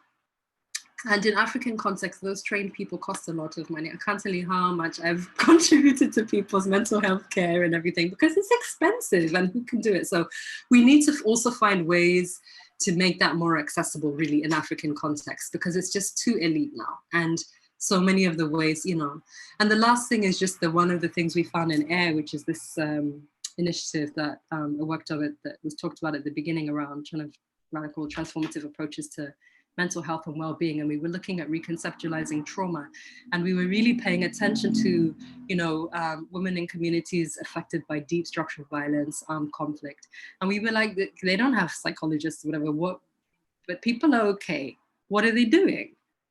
You know what I mean? Like, people are getting through it. What are they doing?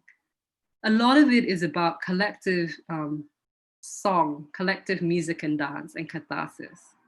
And people come together and they just they just cleanse, and they do it together with the intention of healing each other and creating spaces for healing, and that's something you can do. You can gather people in a field and just, sing your songs and do your things and just let it get free,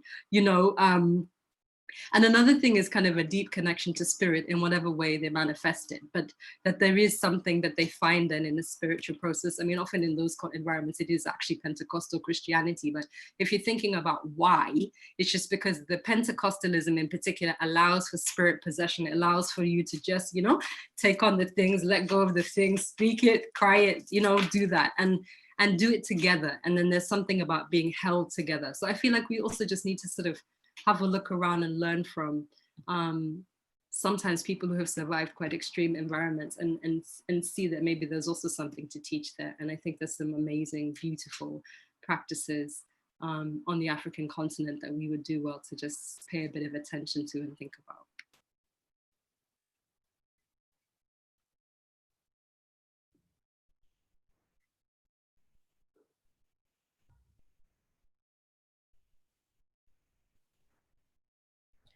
So I would like to try that. This is something that we are discussing with my colleagues, I think, in terms of self-care and what does it look like to enable that. So I'm not really good at resting. So in the recent past, I've been trying to work with the concepts of self-care and to look at it as a deeply politicized stance and at the same time, a place where we unpack what self-care means. I think predominantly for me, care is labor, and I agree with you, Kinna. It is important that we now keep pushing for the understanding within the African women's spaces, African feminist spaces, that we need to take care of ourselves. And we need to stop giving labor into spaces that will not care for us, and I think it's becoming more and more apparent, even when I'm choosing spaces to work with and how to work also with my colleagues and other feminists, how important it is to walk away from spaces that do not nourish you and do not replenish you. And care being labor, the way I see it is that it can be enabled individually. And I think there's a lot of market-based and non-market-based ways to care for yourself that have been put out there. But at the same time, we have in a society that is constantly in crisis and we're constantly trying to catch up with ourselves, it is important to enable processes of collective care. And I think, I don't know how to speak to this panel and to speak to the people who are listening to us, how do we create those systems of collective care?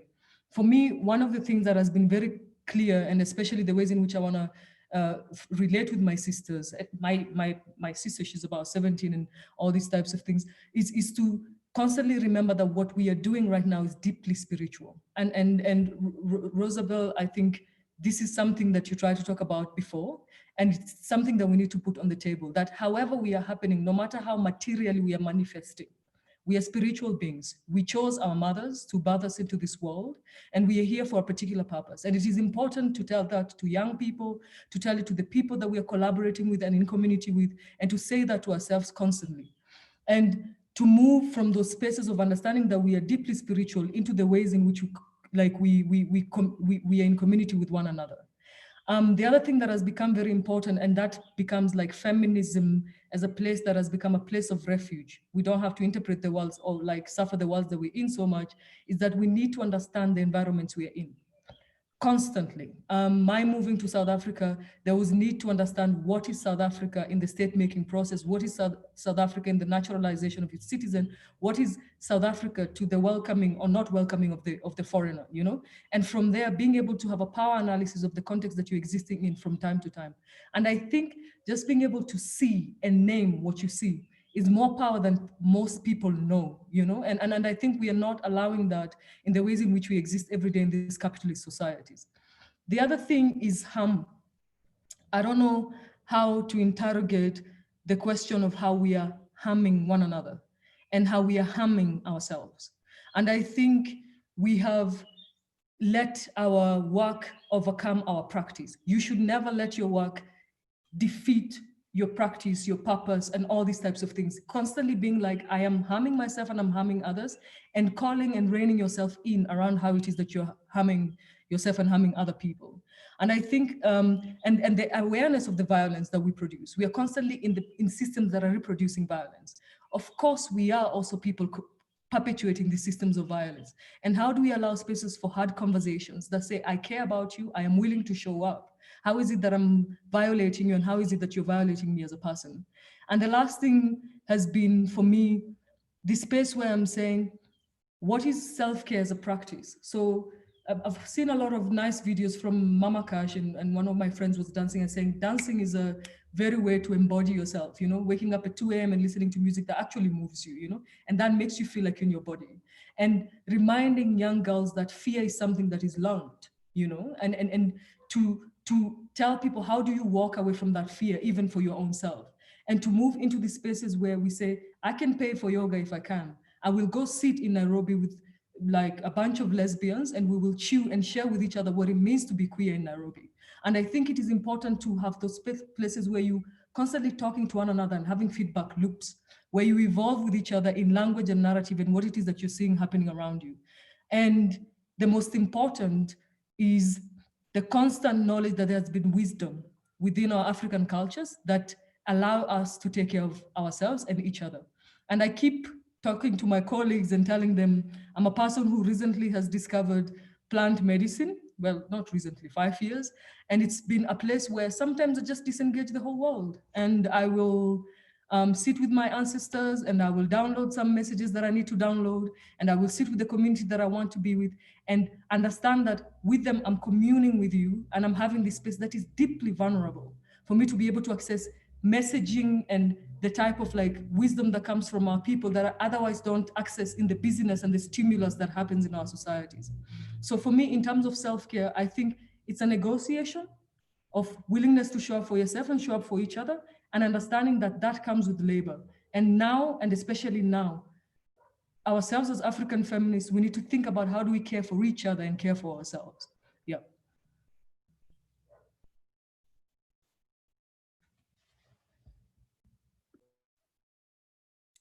Thank you. I'll share just a little bit. I think about self-care at this point, where we are all like confined by a pandemic and we don't know what's going to happen.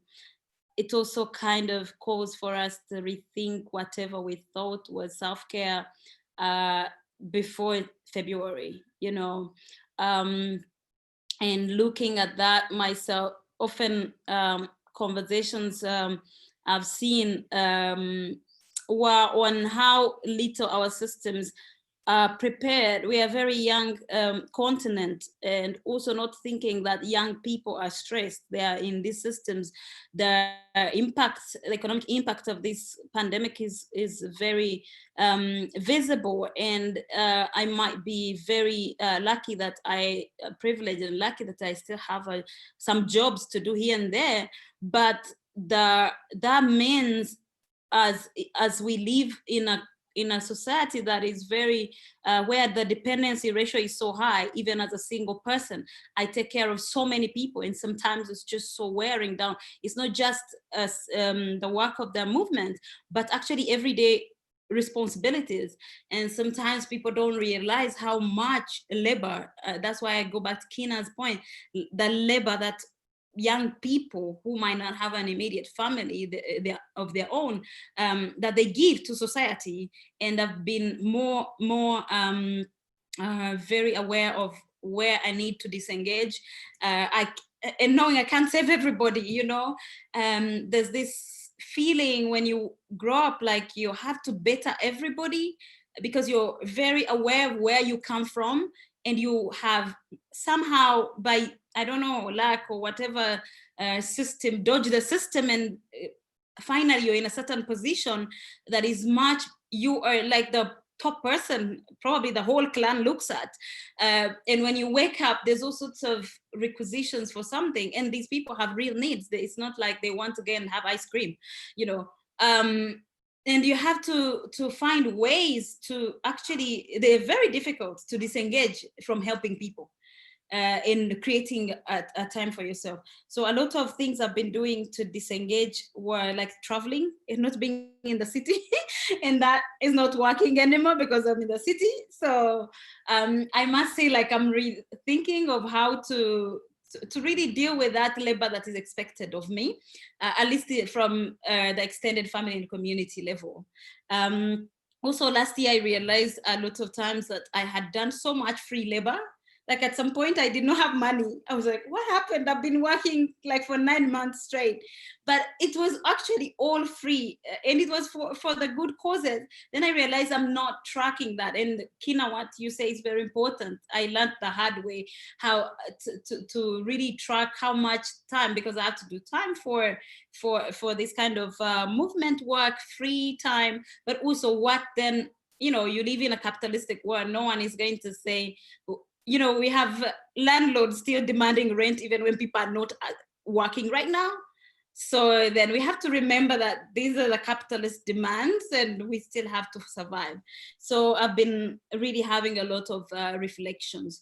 And knowing that in this pandemic, we're spending a lot of time online, I have actually had so many fights with some people who are like acquaintances and friends. And I have disengaged and say, okay, you know, I don't want to add pressure on where I am, especially when I feel like people are not willing to move a step into a certain consciousness, even when things are in front of them. Then I have learned to say, it's not my job to educate you. Educate yourself. Whenever you catch up, we'll be fine. No love lost, you know? So, and that is for people that have been in my life before. But for those strangers who want to come at me, then I don't apologize for blocking. I block everything. There's categories of people I must block that I keep somewhere. And you have to make even online conversations healthier, even when people think that that is a slippery slope where you might find yourself only in conversation with a bubble. But you have to determine what kind of then conversation or criticism or different perspectives you're going to allow. Are they different perspectives or just like fundamentally flawed, you know? So that is also self-care in times of when we are all online. I think it's very important to recognize that you need to disengage, you know, block, move out from WhatsApp groups that are not adding anything to your life. The ones that you're very, very too conscious to leave because everybody will think you're a bad person. I'm starting to do that. Yeah, so that's all I can share for now. Thank you. Well, what I have learned that has been very liberating for me in the last few years has been to say no and not feel bad about it.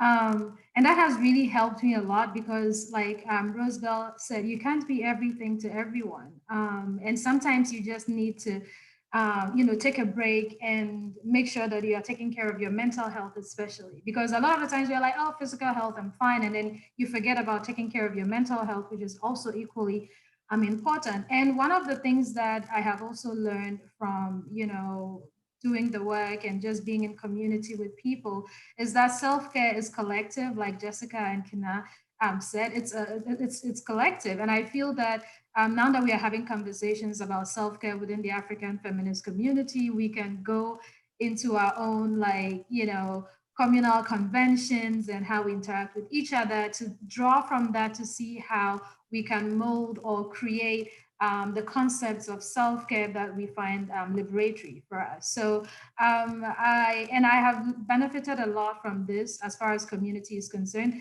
Sometimes you're participating in something or you're doing some type of work, and then your friends within the community tell you you probably need to take a break. You know, you take a break, I will continue with the work, come back when you feel much better, which is good. And that is what collective self-care should look like. You know, it doesn't have to be you constantly on the grind doing the work, you know, over and over again without a chance to take a break from all of that. And we also live in a capitalist society where it's really it's like, especially right now that we're in the pandemic, you're constantly doing work, even without realizing it. Like you're laboring and labor. Sometimes you think, oh, it's not much, but it is much, but in the, regular world, that would have counted as labor. But because everything is digital, and you're like, oh, I just hop online and it's fine. But we need to, take account of that and make sure that we are doing things that to our own benefit, things that will help us physically, emotionally, and mentally, and remove ourselves from situations that are harmful to us. Like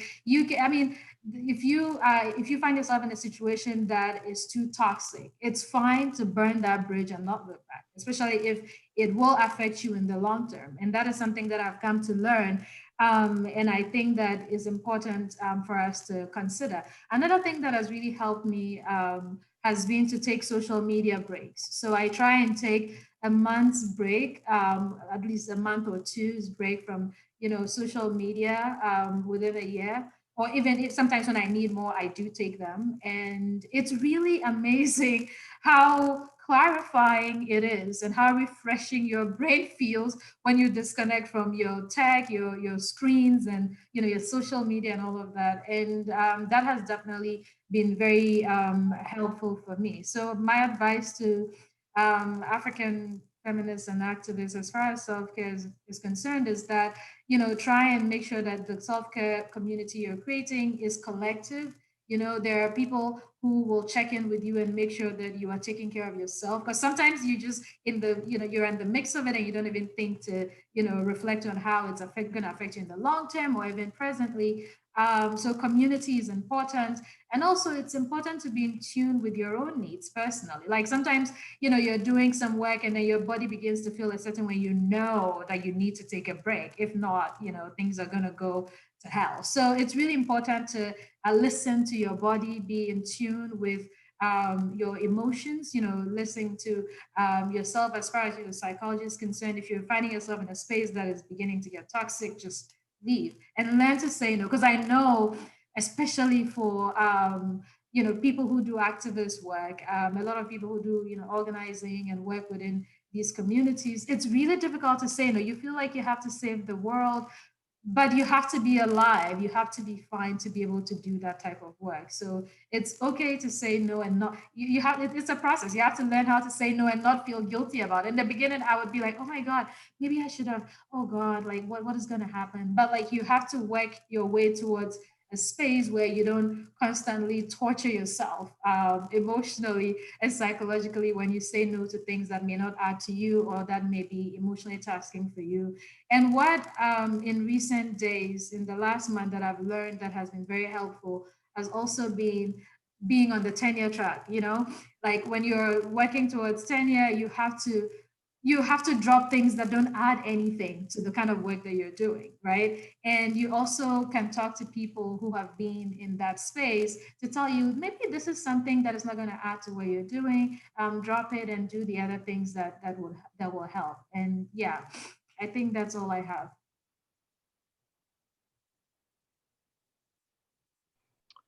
Thank you all so very much. We only have a few minutes left, but I wanted to make sure we could get some of the panelists or why do I keep switching this? The attendees' questions to you all. One question which I find to be really compelling, and it kind of strikes or is related to the conversation we were having earlier about the UN or functioning within different systems. It says, for years, movements have made strides, but we continue to organize every day and on the streets on every issue against the system that maintains its position. So as we work and we organize and we create language and we create knowledge, there's also the reality that the system and people working within it appropriate it and sort of keep us moving within this space of constantly trying to figure out how we fund our movements and fund our liberation. The question goes, how can we organize, reimagine our lives and futures in a system that itself is fundamentally transformed to be inclusive in thinking? Service delivery without always fighting to have some space at the table and only to have it taken away. So really just your thoughts on strategy. What does it mean to do this work as systems evolve, as we have to think about grants, as we have to think about entering the academy, all these different systems? what does it look like for you? How have you actively fought against the system while even working within those spaces? She says, that's a good question. Yeah, that's a very good question. So lately, I don't try to be in the system. I don't try to have a seat at the table. Whose table is it? I don't want to be there because whose table are we talking about? Is it the neoliberal table? I don't want to be there. So instead, maybe create our own tables. I would like to think that the system I have gives space to feminists, to, you see what I'm trying to say? Because when you start talking about having a seat at the table, like, have we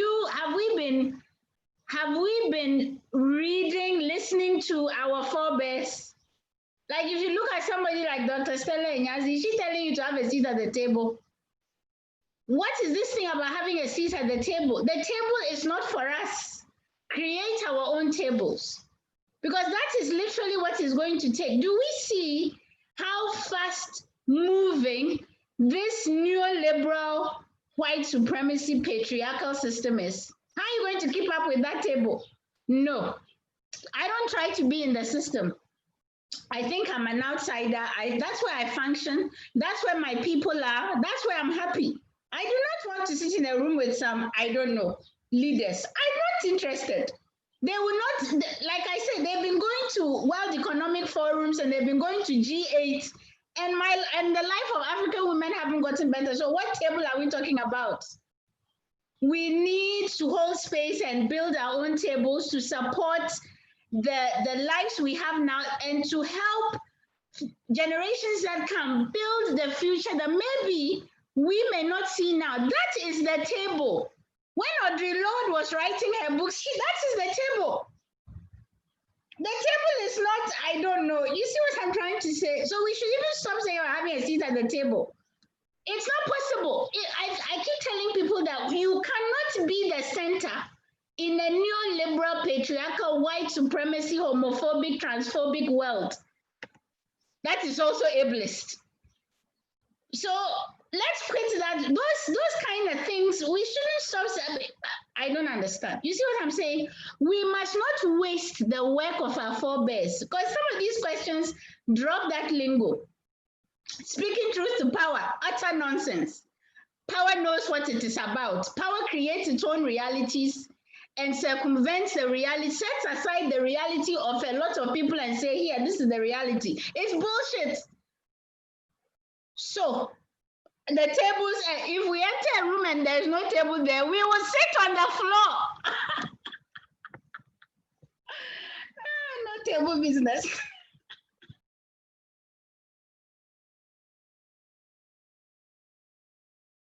Oh, I don't know if the other panelists want to add, but I feel like that was the answer. That's, honestly. I'm gonna take one more question and then obviously have Jamie rejoin us to give last comments and also give you space to plug your projects. This is another question. As a Black American woman, I often find it difficult to combat elitism amongst my peers. She's saying that Black Americans are revisiting and revitalizing a pro-Black movement, something that hasn't been seen somewhat or has been lost in some way since the 70s. The question really is focusing on how we bridge a gap and work together with Africans on the continent, across the continent, and throughout the diaspora. And maybe even if you have experience with that, like how are we working across these different borders and these different identities that we all hold as African feminists and really as Black people globally, fighting against racism, patriarchy, the system? I mean, to say, I feel like we're doing it now. So this is one practice. You know, what I really realized in movements, when we talk about allyship or solidarity or whatever, you have to know each other. Like you can't be in solidarity with something that you don't know. So I think it's really important to be curious and find each other, you know, and learn about each other and hear each other and do things with each other and create spaces with each other and read each other's things and understand where people are coming from.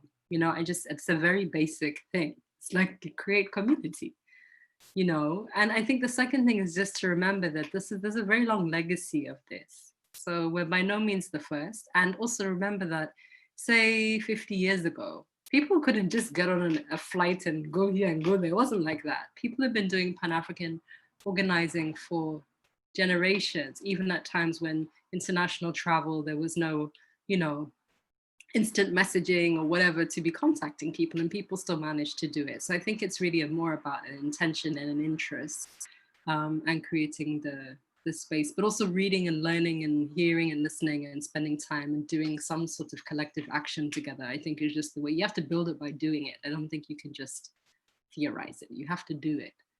And then it comes into being.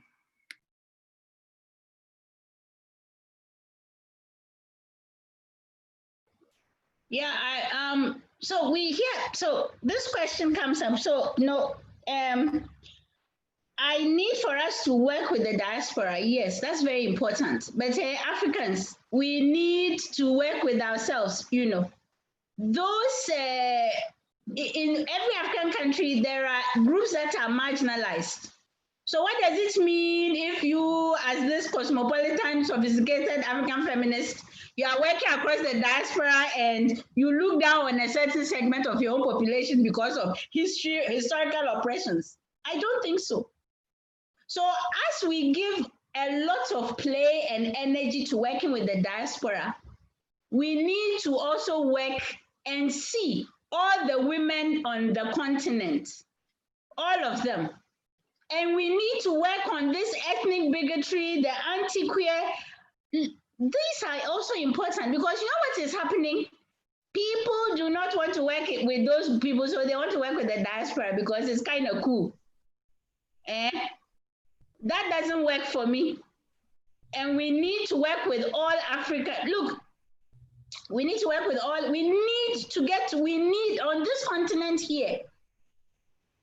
On this continent here, there's so much we are not doing with each other. So many ways we are marginalizing groups and people and lives. So this is a very important question.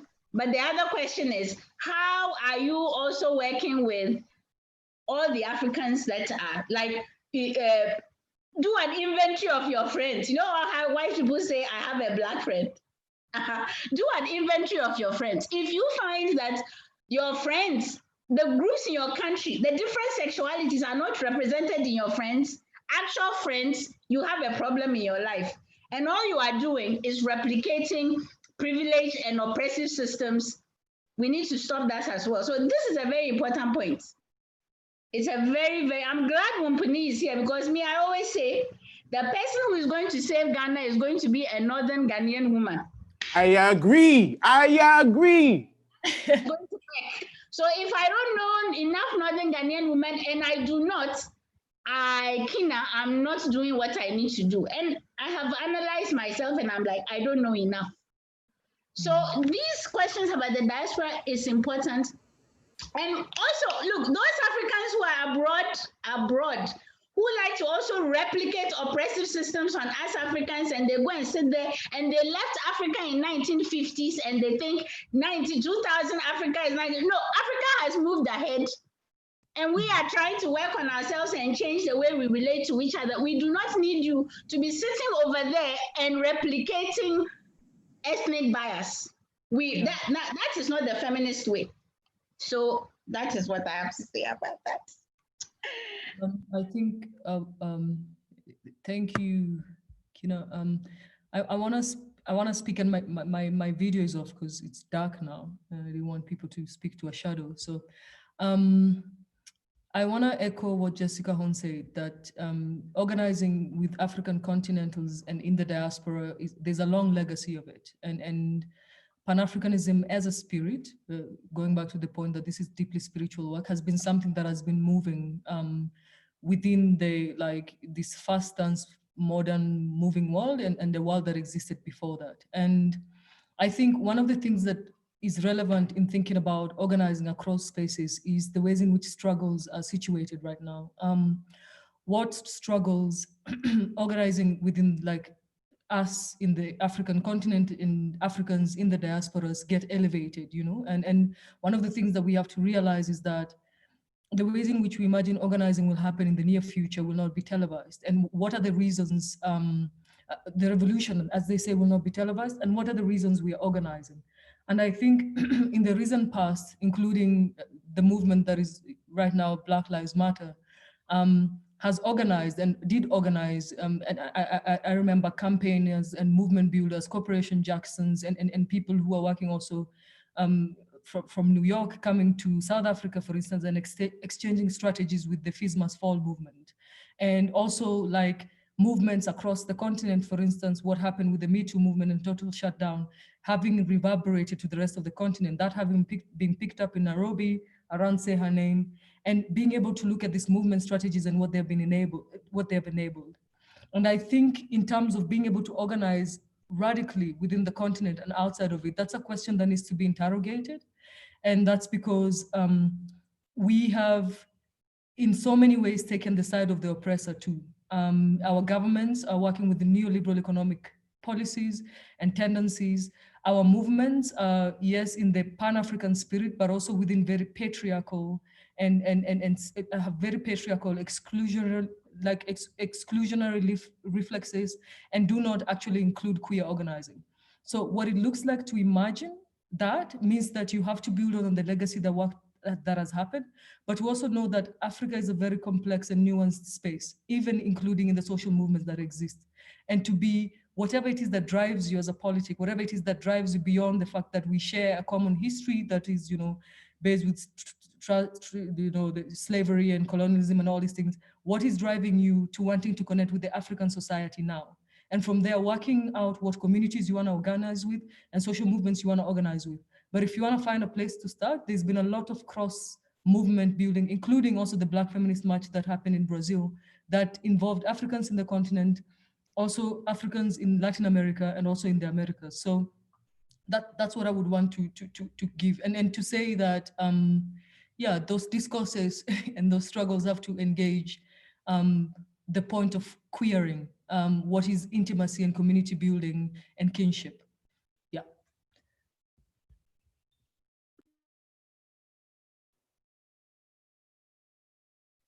Hi, everyone. I'm just coming in to say, unfortunately, we do have to end this wonderful event that I don't want to end because I was cracking up. I was like nodding my head the whole entire time.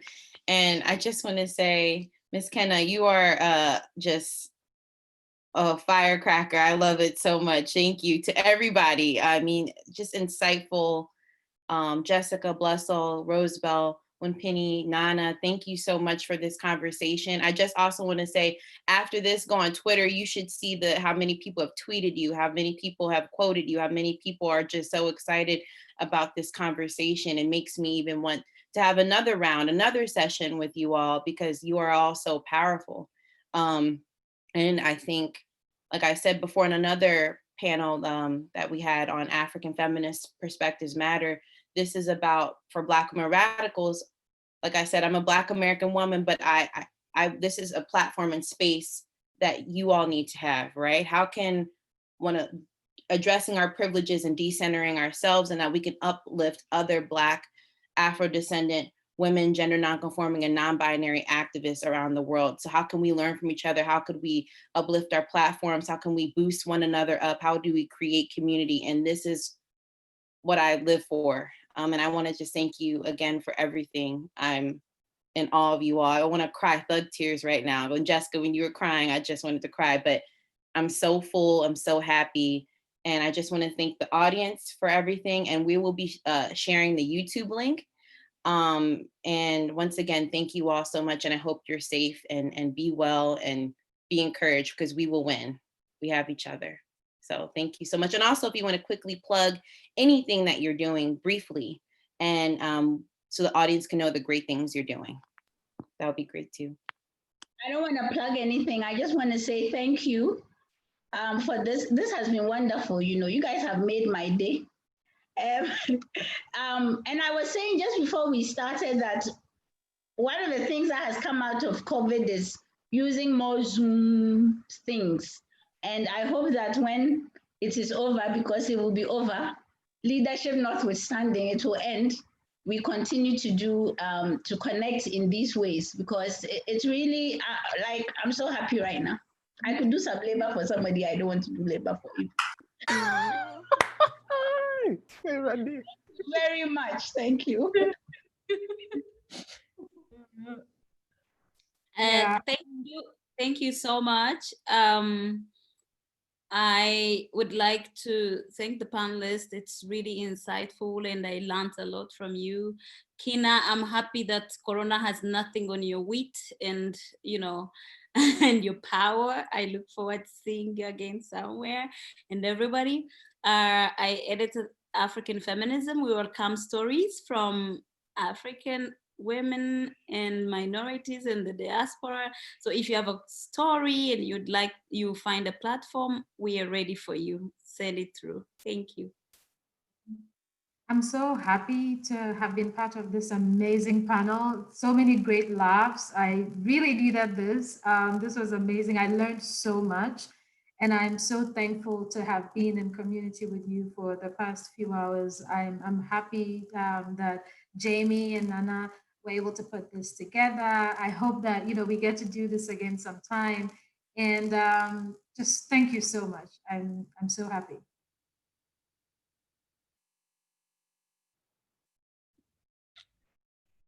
I would like to say thank you to you, Jamie, and Black Women's Radicals for bringing us together, and Jessica Horn for recommending this group of people or the number that you did.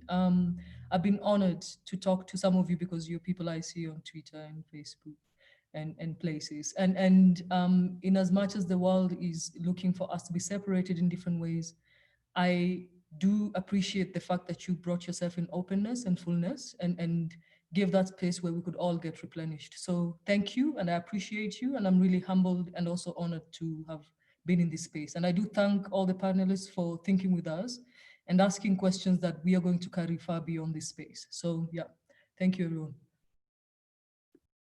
Yeah, no, just echoing too. I mean, it's amazing. Like, I think when Kinna talks about labor, this is the labor we need to do, which is to really just keep sustaining our own communities. You know, it's just 2 hours of our time, but look at how we feel being in each other's company and hearing and being re-energized and understanding new ways of seeing, and, you know, including the chat, which has been amazing, and the questions and thinking through, trying to work it out together. So thank you so much, Jamie and Nana, for this space. Really, really, really, what a beautiful thing.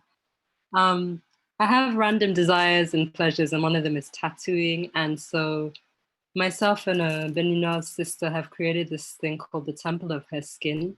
And it's really our own documentation, visual history project on African women's tattoo and scarification journeys, because we realized that there's almost everything written about us is by other people, and it doesn't even help us understand for ourselves our histories in this and why we are here and why we love adorning our bodies in this way.